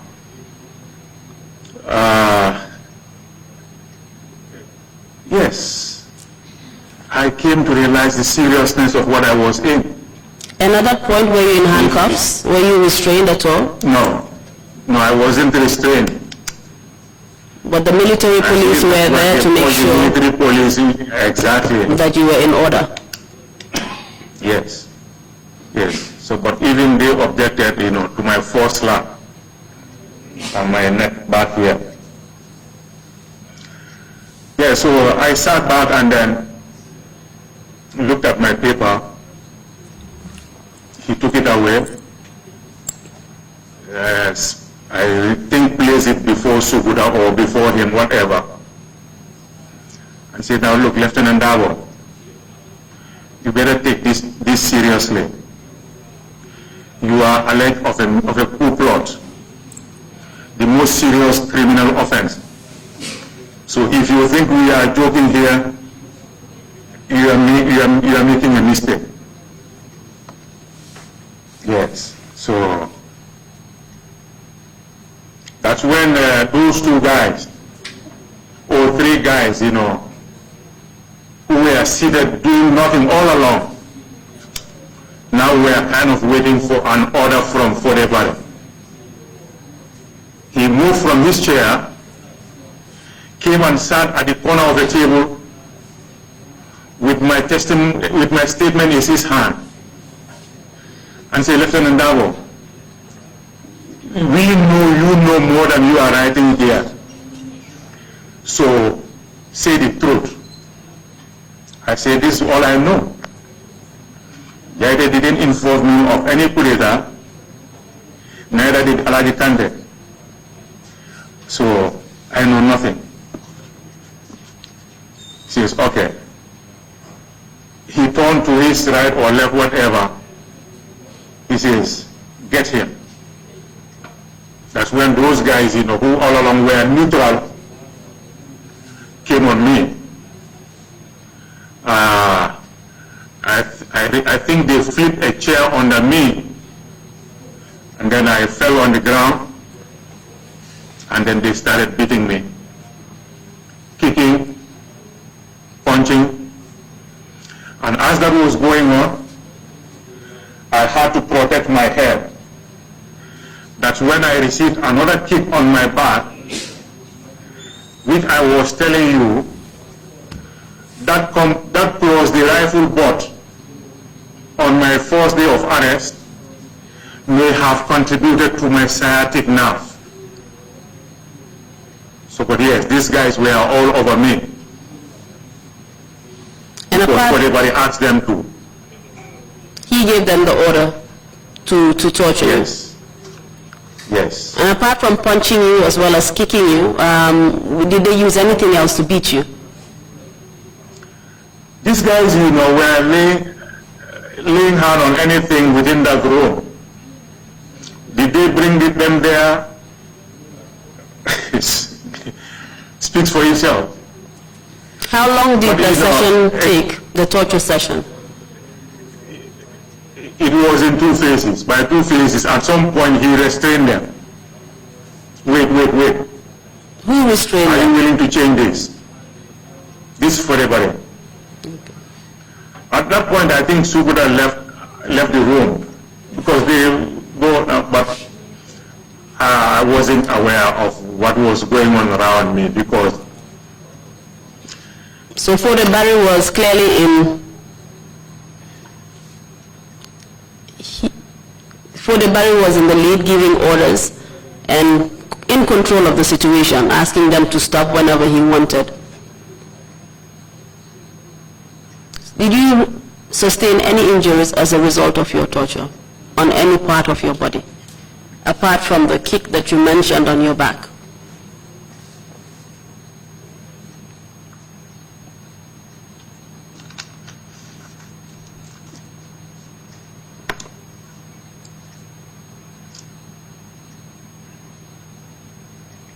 I have a scar on my back here. Now my wife is at a hearing length. She would ask me, "Lamol Alfigan, to this day,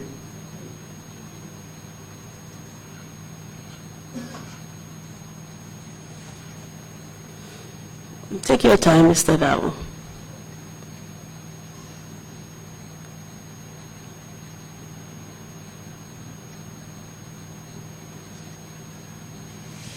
yeah.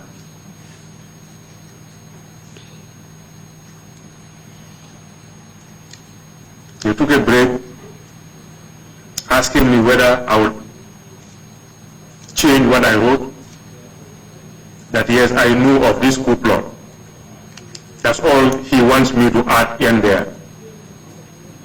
I insisted. They were forcing you to confess, essentially. Exactly. And that was what the torture was supposed to produce, a confession. Well, yes. So what did they do? I have a choice. Yes. Confess, stop the beating. Yes. Deny, continue to receive the beating. Yes. And what about this scar that you mentioned on your back? What caused it? I believe it was a stick or a belt, whatever these guys were hitting me with. Like I told you, I was all along protecting my head. So every part of me was vulnerable to anything they were beating me with. Were you bleeding? And as much as I could. Were you bleeding? Yes. Later I had bruises on me and which were bleeding, yes. Do you recognize any of those three other NIA officers who were in the room that you couldn't really identify? Or maybe heard a name they were being called? Yes, Mr. Darboe.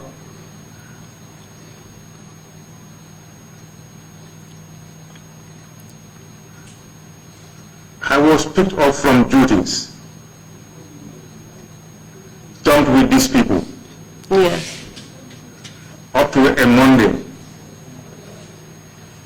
When people appear before you, you can only know them provided if they introduce themselves. Yes, and you had never seen them before? And this time, no. Okay, I understand. I've never seen them before. So you went through the two torture sessions. Essentially, was it the same thing that Yes. was being done to you in both sessions? Exactly. But on the second one, they were trying to change tactics.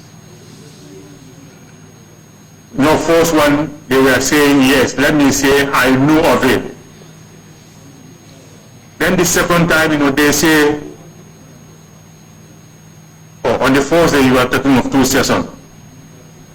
Yes, because everybody stopped them, and then later, when I denied, he said, go ahead. Yes, this was the first day of your torture. Yes. Yes. So, when they couldn't get anything they want from me, I think at some point they decided to stop. and I was put back on the chair. I remember him speaking in Wolof.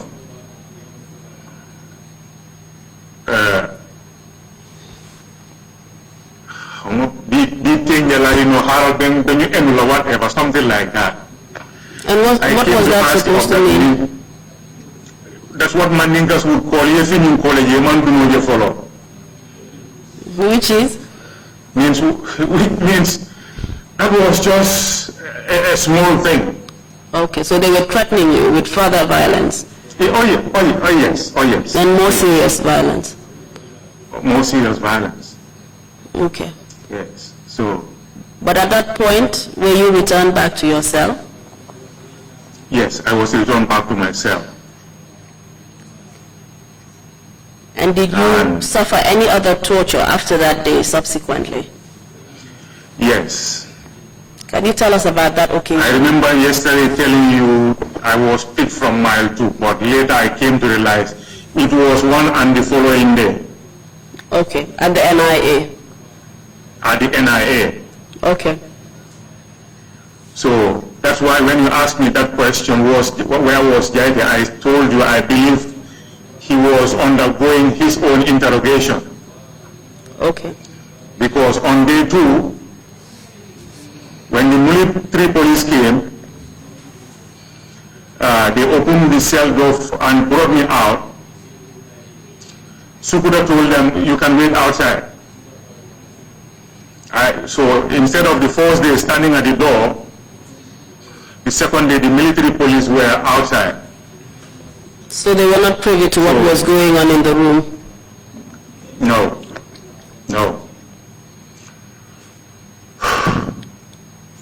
So what happened this second time around?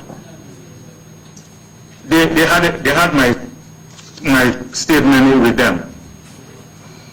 Sukuda says, Lieutenant Darboe, we've confirmed from Jaide that, yes, he did told you that his brother or cousin was about to do this coup d'etat. And who was this brother or cousin? Kante, Alagi Kante. Okay. That's how he framed the sentence. Yes.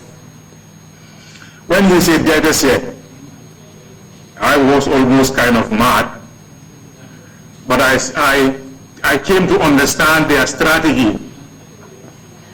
All along these two, Fodebari and Sukuda, one was the good cop, the other was the bad cop.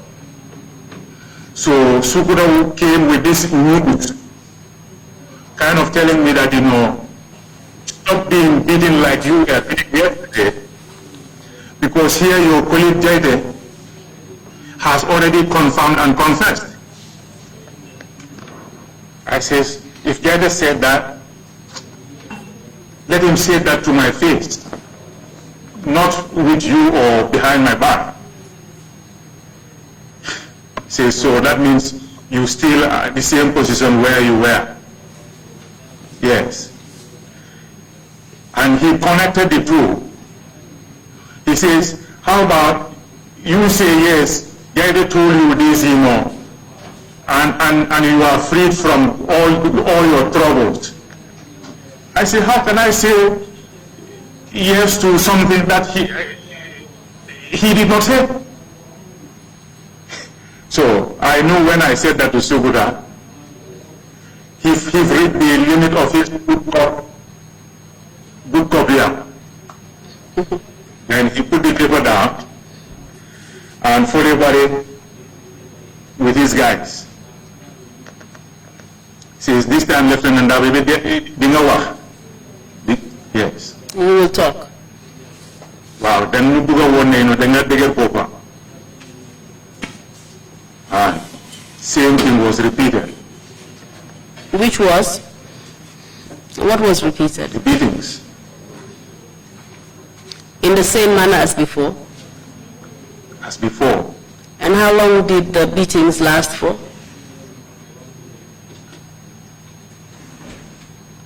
You asked me this yesterday, I told you the same thing. I have to ask anyway. Yeah, but when you are undergoing pain, A minute is an hour. So how long, how many minutes, I don't know. Okay, Yes. I understand. So what happened after your torture?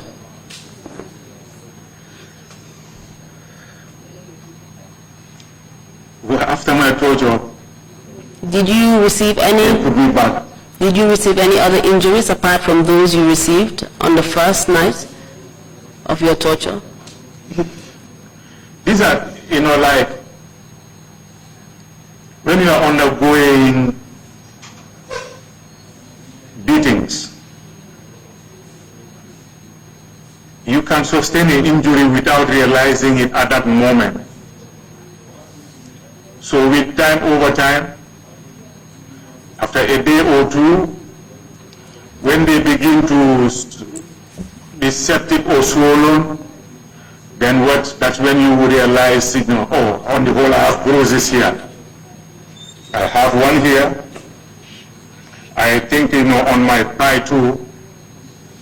But those were bruises. Because I was putting on my military combat trouser. Maybe that, saved me from some serious. But because I was only putting on an undershirt, most of the beating was situated around my neck to my back. Yes, slappings occasionally when they are able to get to my face. Yes, they do that, but all along, I had to protect my head. Did you receive any injuries on your face, even though I know you were trying to protect it as much as possible? Swollen cheek. From the slaps? Yes. Yes. Apart from slaps, did you receive any other hit?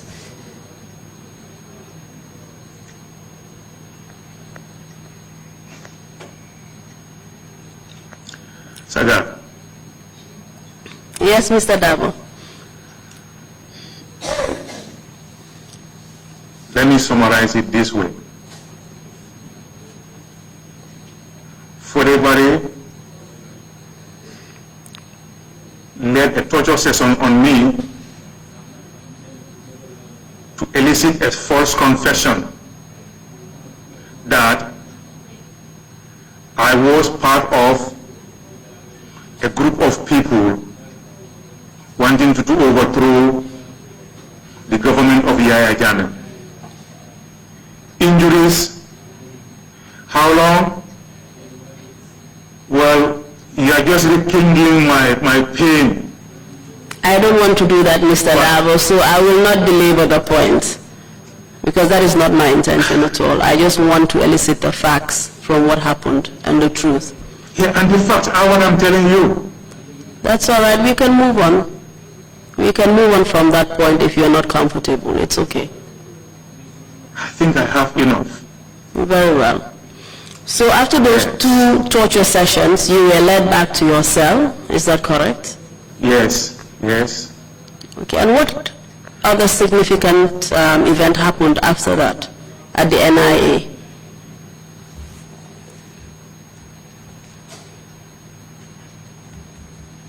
We were whisked away one evening, to a Kanifi magistrate court.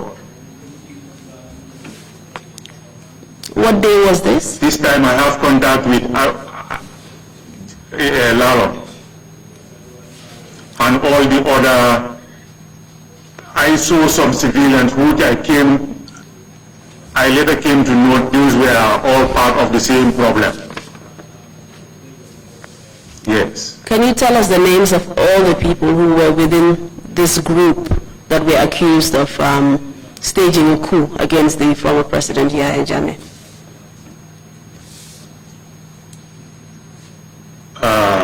Ibrahim Barrow was accused number 1. Is this the same Ibrahim Barrow that testified not too long ago Yes. before the Trrc? Yes. Yes. Yes, who Accused else? number 1. Yes. Numuru Usman Saho Dumo Yes. was accused number 2. Yes. Numuru Marena Yes, and 3 of these individuals are all civilians? Civilians. All these names I'm calling you are all civilians. Okay. That's Mamadou Marena. Yes. And then 4th accused was Ibrahim Ayabo. Yes. And Lieutenant Lalo Jere was the 5th accused. And Ibrahim Ayabo, was he the same one who testified as well before the TRRC? Yes. Yes, and you have Lieutenant Lalo Jaito, of course, he's in the military. Yes, 5th accused. And myself, Lieutenant O.M. Dabo at the time. Yes. As the 6th accused. Yes. Accused, yes. Were there any other people who were?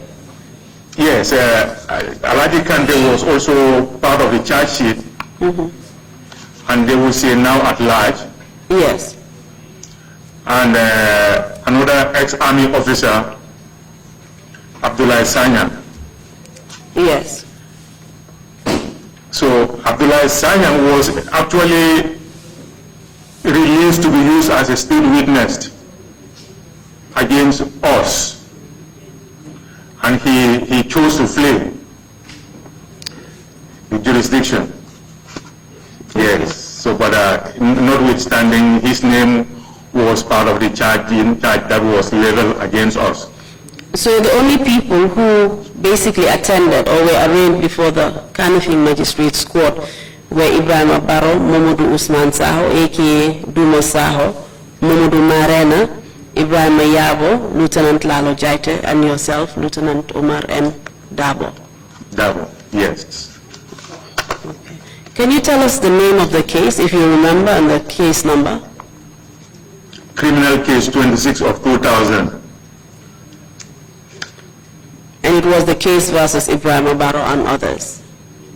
Others Yes. were the names you've already mentioned. Yes.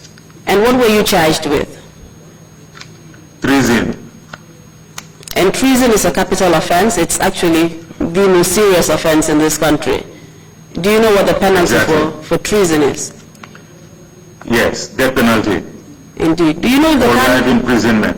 Yes. Do you know if the Kanifi Magistrates Court had the jurisdiction to actually entertain No. this matter? No, But yet Kanifi magistrate didn't have the jurisdiction. But yet you were taken there. Yes, we were taken there. You were arraigned? After working hours. And what time would that be? Between 4, 5, and 6. If offices close at 4, then we were arraigned there any time after that. And the court itself would have closed by that time, I assume. And they have closed. Okay, so this was done in secret. It was like a secret trial. Exactly.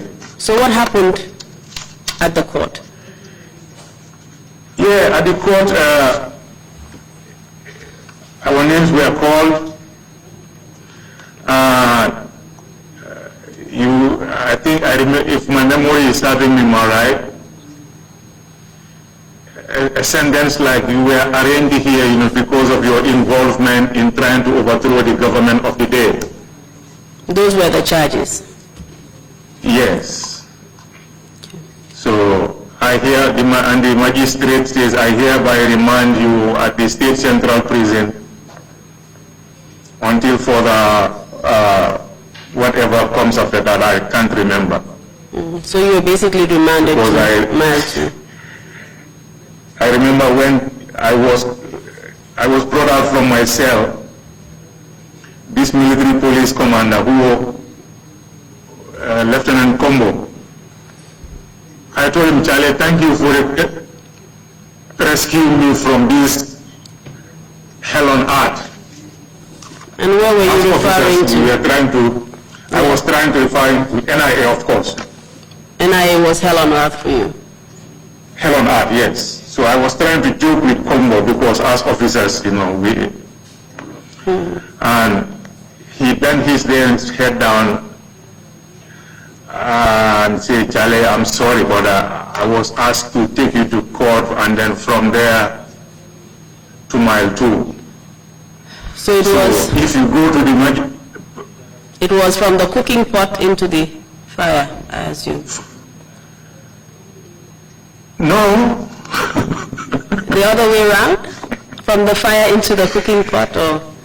Yeah, I heard Baro saying it, and when you get to mile 2, you say, Alhamdulillah. So it was better than NIA? Because, oh yes, NIA, oh God.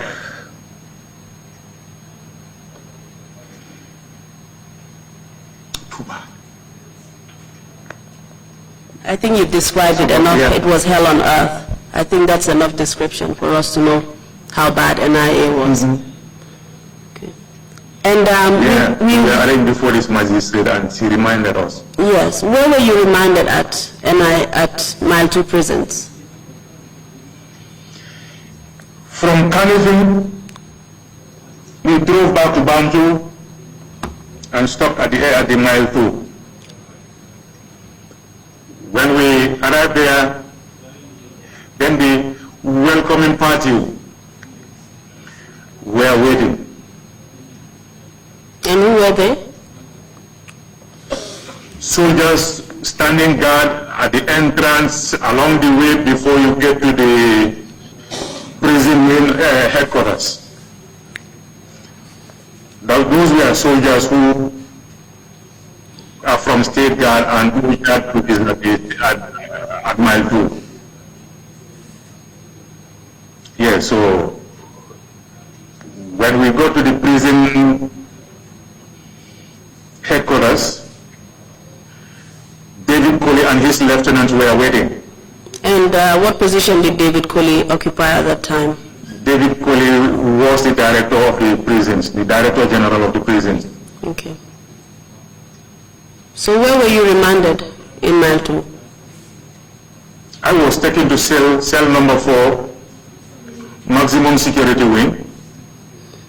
Myself and Tumu and Marena with Yabo. And the rest? Or rather, no, Yabo, I think initially Yabo and Baro were taken to number 5. But later, Yabo was moved to number 4. But all of you essentially were under the maximum security wing? Yes, and Dede was taken to security wing number 1. Yes, and that corresponded with the severity, obviously, of your charges as well. Yes. Yes, and Mr. Darboe, I know that we have a lot of evidence on the conditions at Mile 2, so I will not go into that for the purposes of your testimony.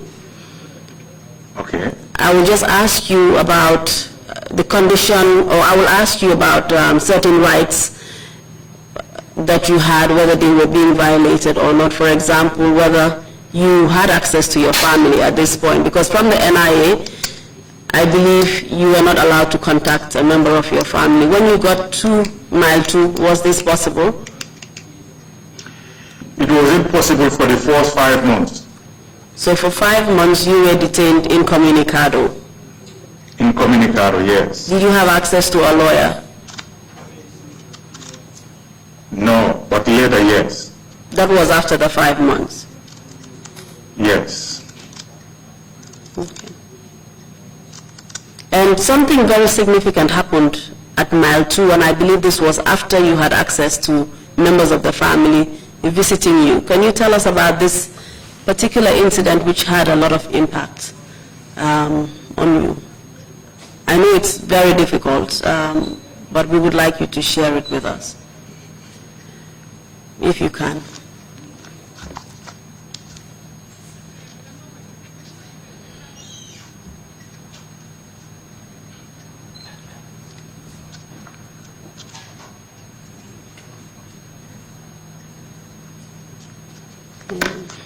Just take your time.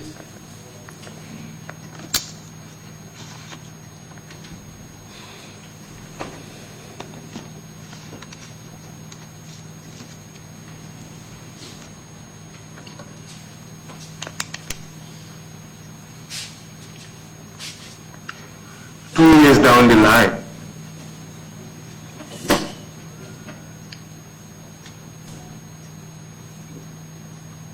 on a fateful day in March, when the morning shift took over, a prison officer told me, I will open you go and sort yourself out because you will be the first visitor. You have a visitor out waiting. But we understand she came very early. So the officer opened my cell. I took my chamber pot out, clean and showered myself, get ready for the 9 o'clock start of visitation. Yeah, so at 9 o'clock, I was escorted out to the visiting point. When I was seated, a lady was ushered in. She was my aunt.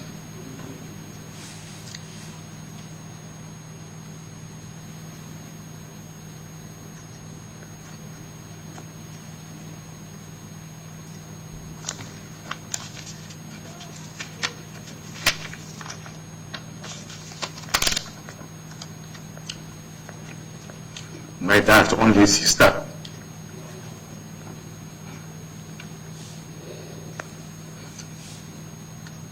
She came in, we sat and started the usual conversation. She said she couldn't wait any longer not to see me because it's been 2 years.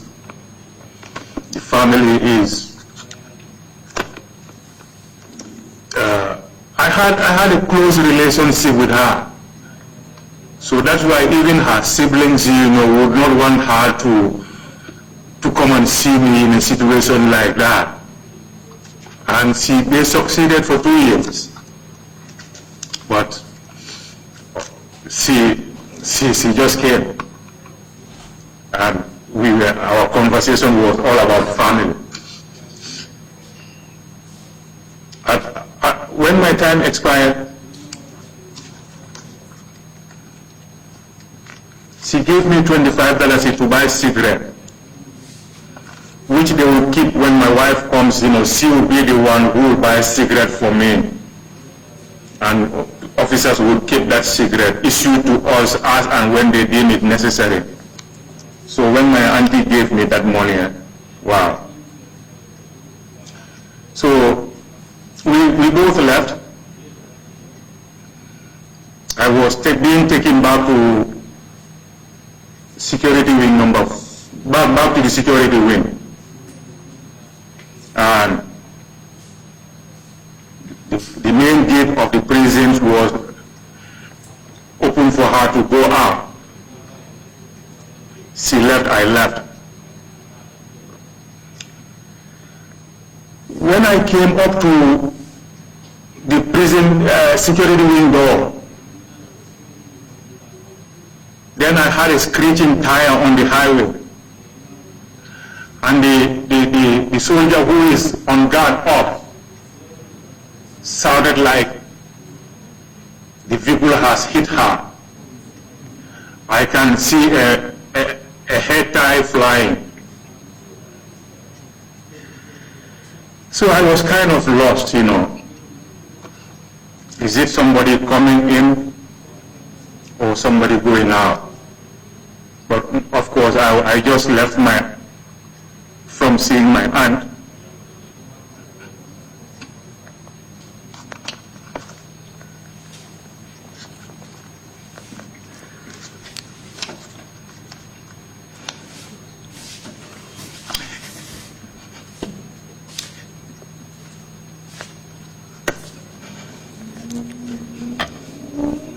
Sorry, Mr. Darboe. I know this is very difficult for you.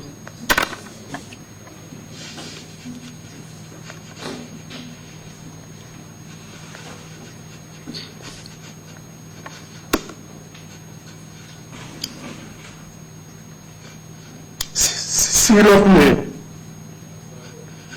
in that confused state of mind. She was crossing the road not aware of her environment. And then the speeding vehicle just hit her.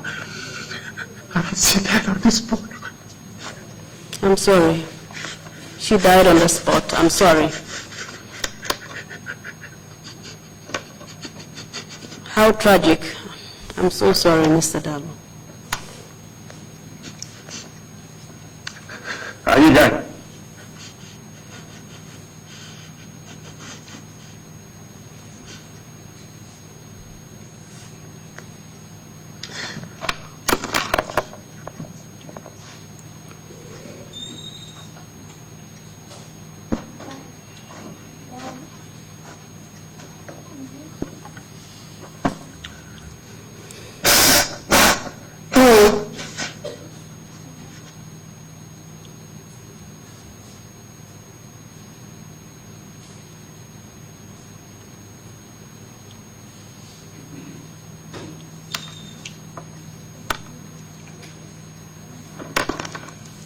Yeah. Mr. Darboe, I'm sorry that I had to put you through this painful experience and for you to relive it. But kindly tell us what happened afterwards, because you normally go out to court. This was during your trial. Yeah. Later in the day, Judge's wife came to Judge brought my provisions. I said, Charlie, where is my wife? She said, Aji is sick today. Day 2, Aji is sick today. Day 3, Aji is sick today. But every day, Bintu is bringing my provision. So,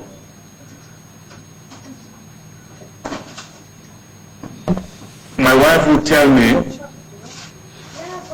on the fateful day, when she and Bintu arrived, she was informed by the guards that a visitor came to visit your husband who had an accident and killed and died on the road here.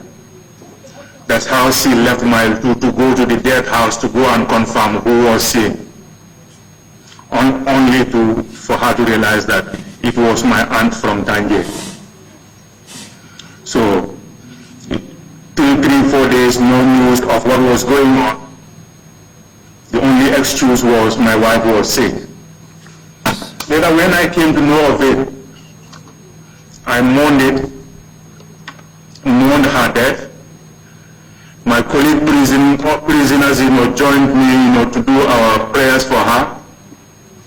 And I kind of accepted. But little did I know, when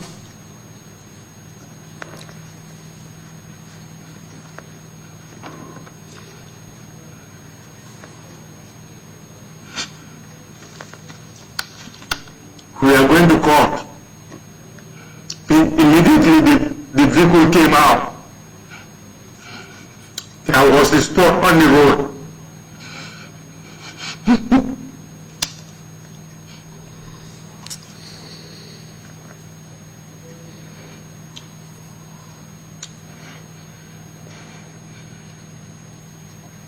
That blood stain remained on that road till it fades with time. So every day I was leaving that prison to go to court. I was greeted by that memory. I'm so sorry, Mr. Darboe. That must have been so traumatic for you to relive that every single day that you left Mile 2. And at that point, where were you being tried? Because you had told us that you had appeared before the Kanifing Magistrates Court. You were remanded at Mile 2. What subsequently happened in relation to your trial? Our case was now being tried at the High Court. Okay. First, we were arraigned before Justice Wallace Grant. May his soul rest in peace. Amen. I hold him high up he stood up to the powers that be wanting to deliver justice. Our case has been dragging, on and off. One day he told the DPP, Chief Akomayo again, I'm going to adjourn for the last time. When next you appear and you did not bring your witness, I'm going to throw this case out. So when he threatened the DPP with that, he was rescued. So Mr. Darboe, are you trying to say that for 2 years you were going up and down the courts and the prosecution had not actually produced one single witness? One single witness. Wow. So there was no evidence against you for these serious allegations? No evidence. Myself and Jede were represented by Usman Silla, and Yabo as well. Lawyer Usainu Dabo was representing Marina and Dumo. And even for Marina, he was doing it pro bono. And Ibrahim Barrow was allocated counsel by the state, which came to be my party. So, but yes. So subsequently, which judge inherited that case? When Grant was rescued of our case, we sat for months. Then later, our case was allocated to Justice Ahmed Belgore. And what kind of Commonwealth judge? Okay. From Nigeria.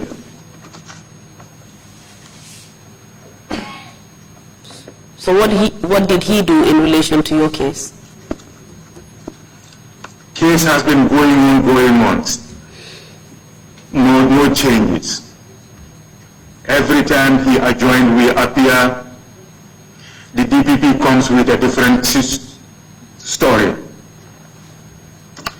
So, in 2003, court was heading to summer recess. And on one day, at the court, the DPP stood to say to the judge that our case has been going on for 3 years, but actually, the state have no witness against me and Lalo Jaite. So therefore, he is asking the court to acquit and discharge us. Or no, maybe he used one word, acquit. Or perhaps discharge. Okay. Discharge, yeah, something like that. So the judge asked him, is that your position? He said yes. He stand down for 30 minutes, went into his chambers and wrote his ruling. We were reconvened and he read his ruling.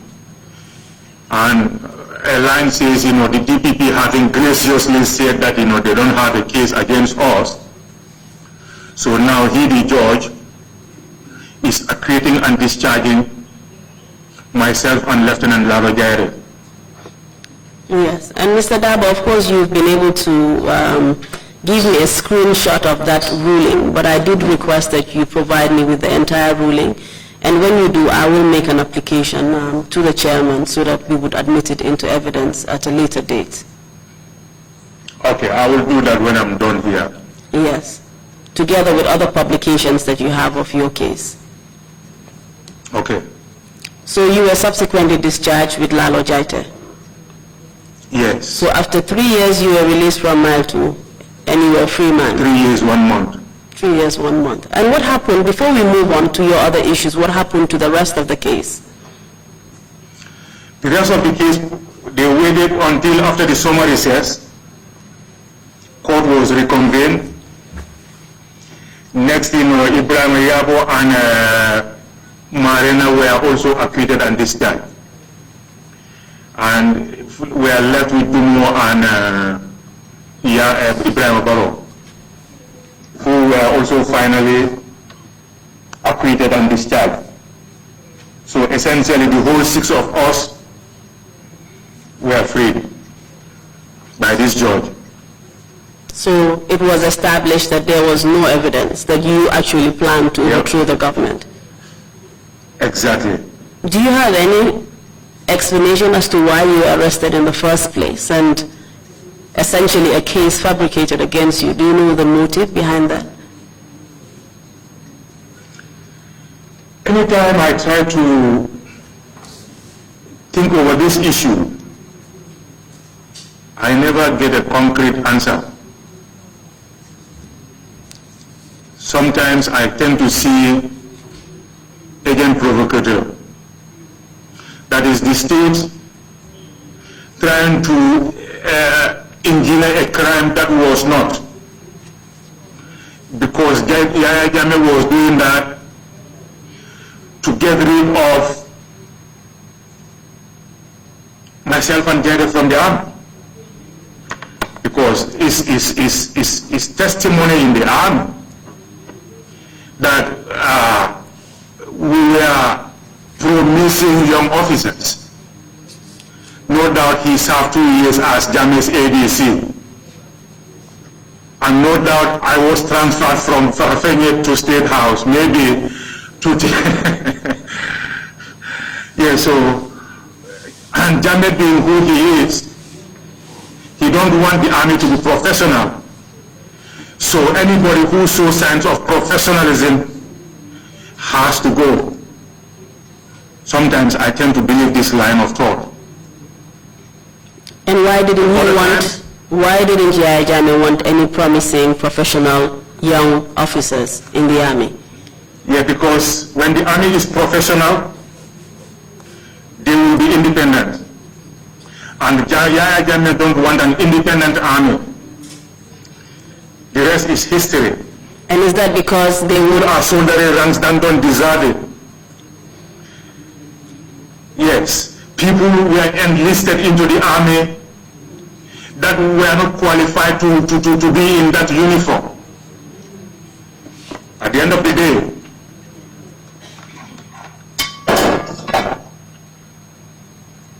this is what we all had in common. The flag of the Gambia. But it got to a stage, it was no more this. It was Yahya Jammeh.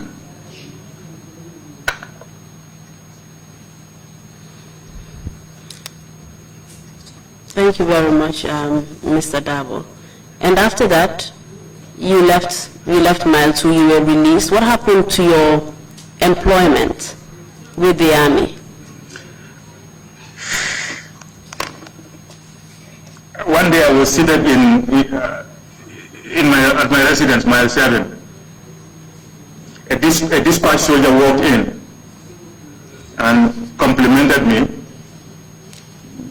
handed me a letter with a choir book to sign, receive. He asked of Jaide, I told him Jaide went to Badibu, but can I receive on his behalf? He said yes. I received and signed. When he left, I opened my letter, and there it was from the army headquarters. And the content read like this: we were authorized to discharge you from the army with immediate effect because of security reasons. Hand over back to the army all your issues, and by issues all the equipment issued to me by the army. So there we were discharged from the army, and the letter was dated August 8, 2003. And a discharge is a civilized dismissal, I would assume. Yes. Despite the fact Yes. that you were exonerated and you were innocent, declared by the court and all of Yes. that, I guess you had confirmed Yes. that Yahya Jammeh indeed wanted you and Lalo to be out of the army? Army, yes. Because if you look at the army's wording, we are authorized. Where does the army get its authority from? From the Ministry of Defense. We had a permanent secretary, Ministry of Defense, but the Minister of Defense was Yahya Jammeh. So naturally, it was Yahya Jammeh who was dismissing myself and Jaita from the army. And of course he was... The army was dismissing.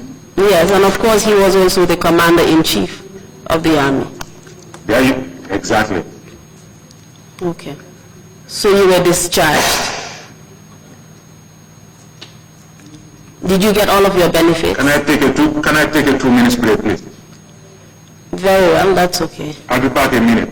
Okay.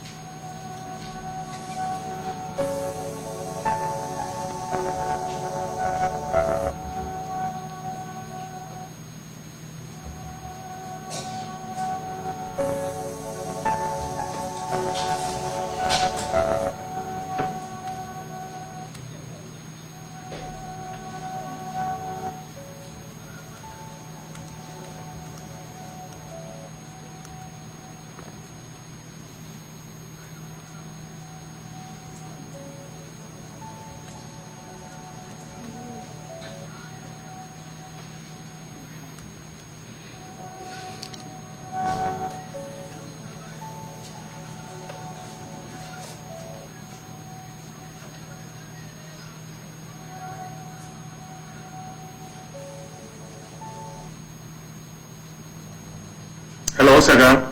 Yes, Mr. Darboe, you're back.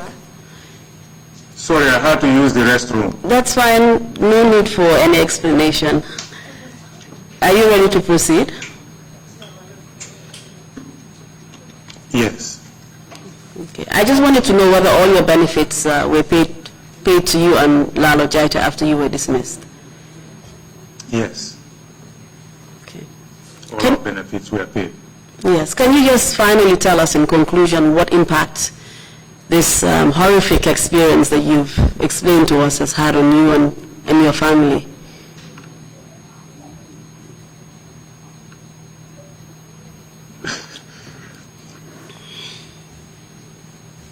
I don't know where to start on that. Yeah. But thank God I had a strong wife behind me, young as they were, but they were able to hold the fort before we came back. After coming out, losing my employment, I had to be fed by her family for well over a year. That's the lowest point of every man's dignity. To be receiving your lunch from your in-laws just because you could not put on the food on the table for your family. Yes, but luckily I was able to secure employment. But the fear of living around Jammeh never left us. And having lost a loved one along the way, occasionally, you will have memories of those. And those will become your bad days.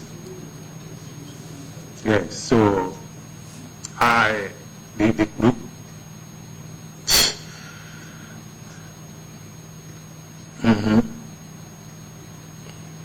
And what led to you leaving the country? Jammeh never leave me alone, or his operatives, let me put it that way this time around. I was living in London Corner.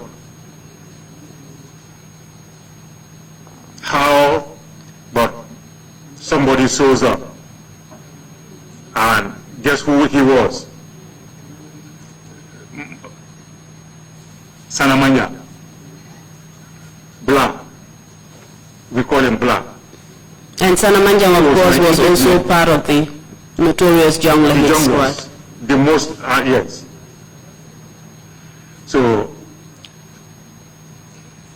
he was my schoolmate at Kalaji Primary as well. We met at the Johnson, right?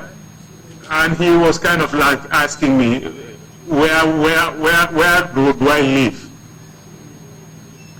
If I live east, I pointed west to him. But I knew I was just playing pool. I knew this boy knew where I was. So, were they trying to use a familiar face around me to locate me? Time will tell. One day I was in bed at night. I saw a silhouette figure, walking around my back door, window rather. I wake my wife up. I ask her, did you see that? She says no. I say, okay, take cover. I look around. So whether it was my mind playing with me or it was the real thing, that was the continuous fear I kept to live in. But those fears ended up being confirmed.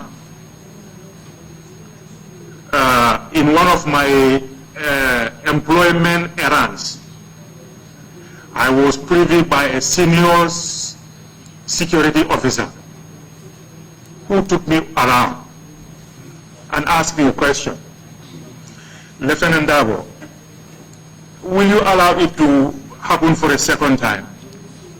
Before he asked that, I saw him looking to make sure nobody is at ear hearing, yes. I said, what do you mean? He says, you are not a kid. You had a brush with this government. You escaped. You continue to live around here. And right now, there are intelligent issues, that is trying to connect you with whatever is going on, whether confirmed or confirmed. But he told me, let me tell you that this time around, when they get you, I believe the story will be different. Means I escaped the first one. This time around, when they get me, they will either give me life or kill me in the process. When I was told that, I left the place. I came back to work. I was living with that confusion. What to do next? I've tasted being unemployed in the Gambia. Would I risk that by coming plain and telling my superiors? Or do I look for plan B? I chose plan B. And where were you working at this particular time? I was working at the U.S. Embassy in Banjul. So you had a very good job.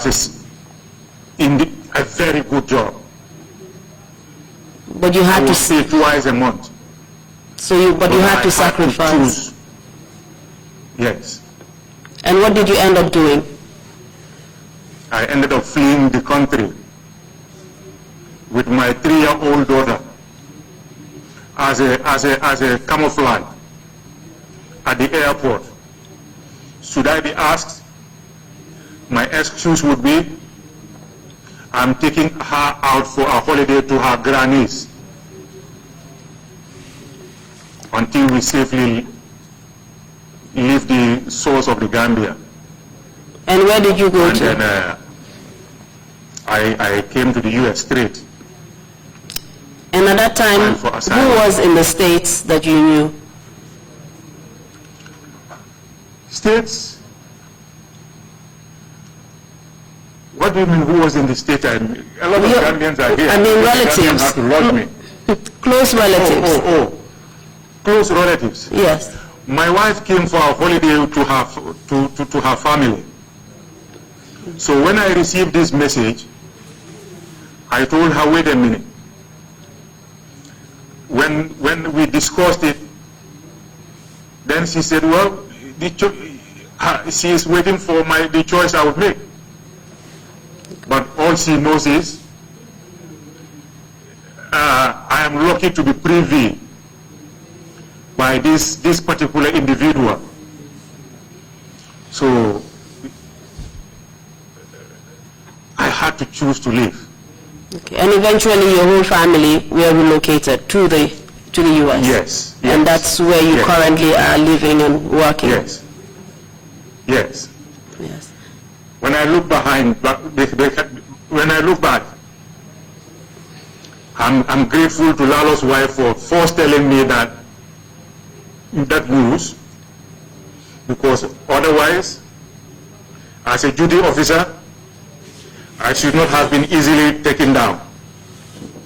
Number two, I'm grateful to the lawyers and the judges. Number three, this particular guy, officer. Otherwise, I know Jana would have got me for a second time. Thank you very much, Mr. Darboe. I don't have any further questions for you. I'll refer you now to the chairperson, to the chairman. The commissioners may have questions for you, and then you'll be given an opportunity for any final remarks that you may have. Thank you. Mr. Chairman, over to you. Thank you, Council, and thank you, Lieutenant Omar Darboe, for your testimony. We share your pain. You suffered enormously.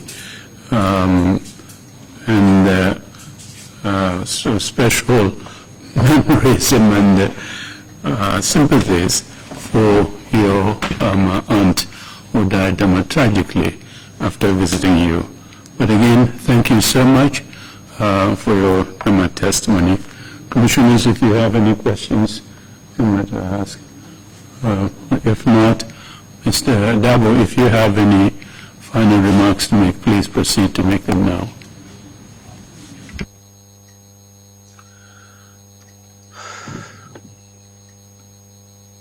Final remarks. You've said in your motto, never again. And I wave the flag before you here.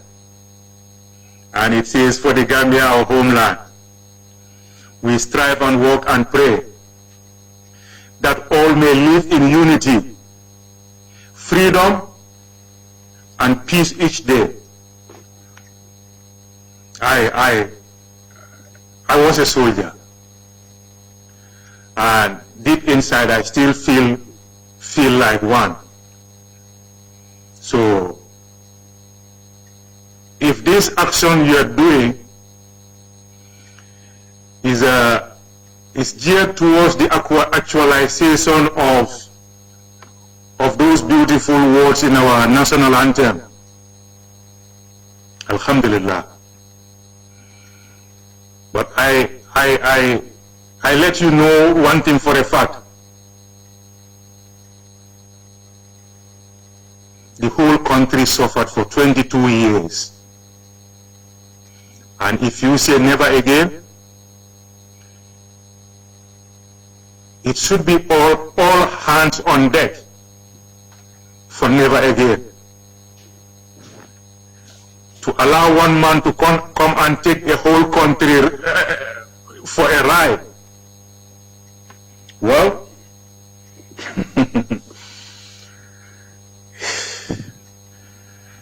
who feels it knows it.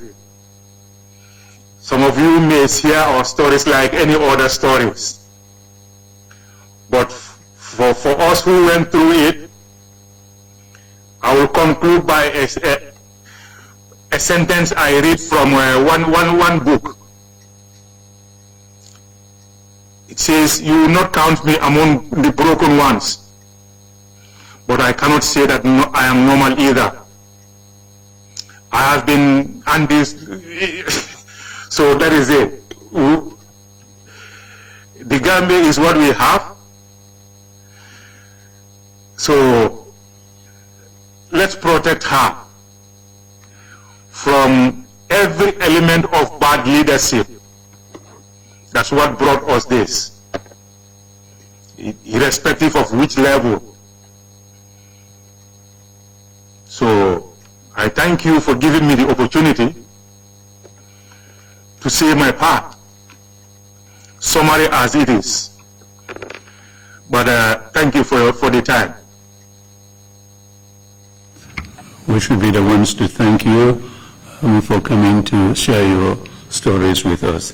So we, in the effort to establish a historical record, we do have some victims who relive those very difficult pain and abuse that they go through.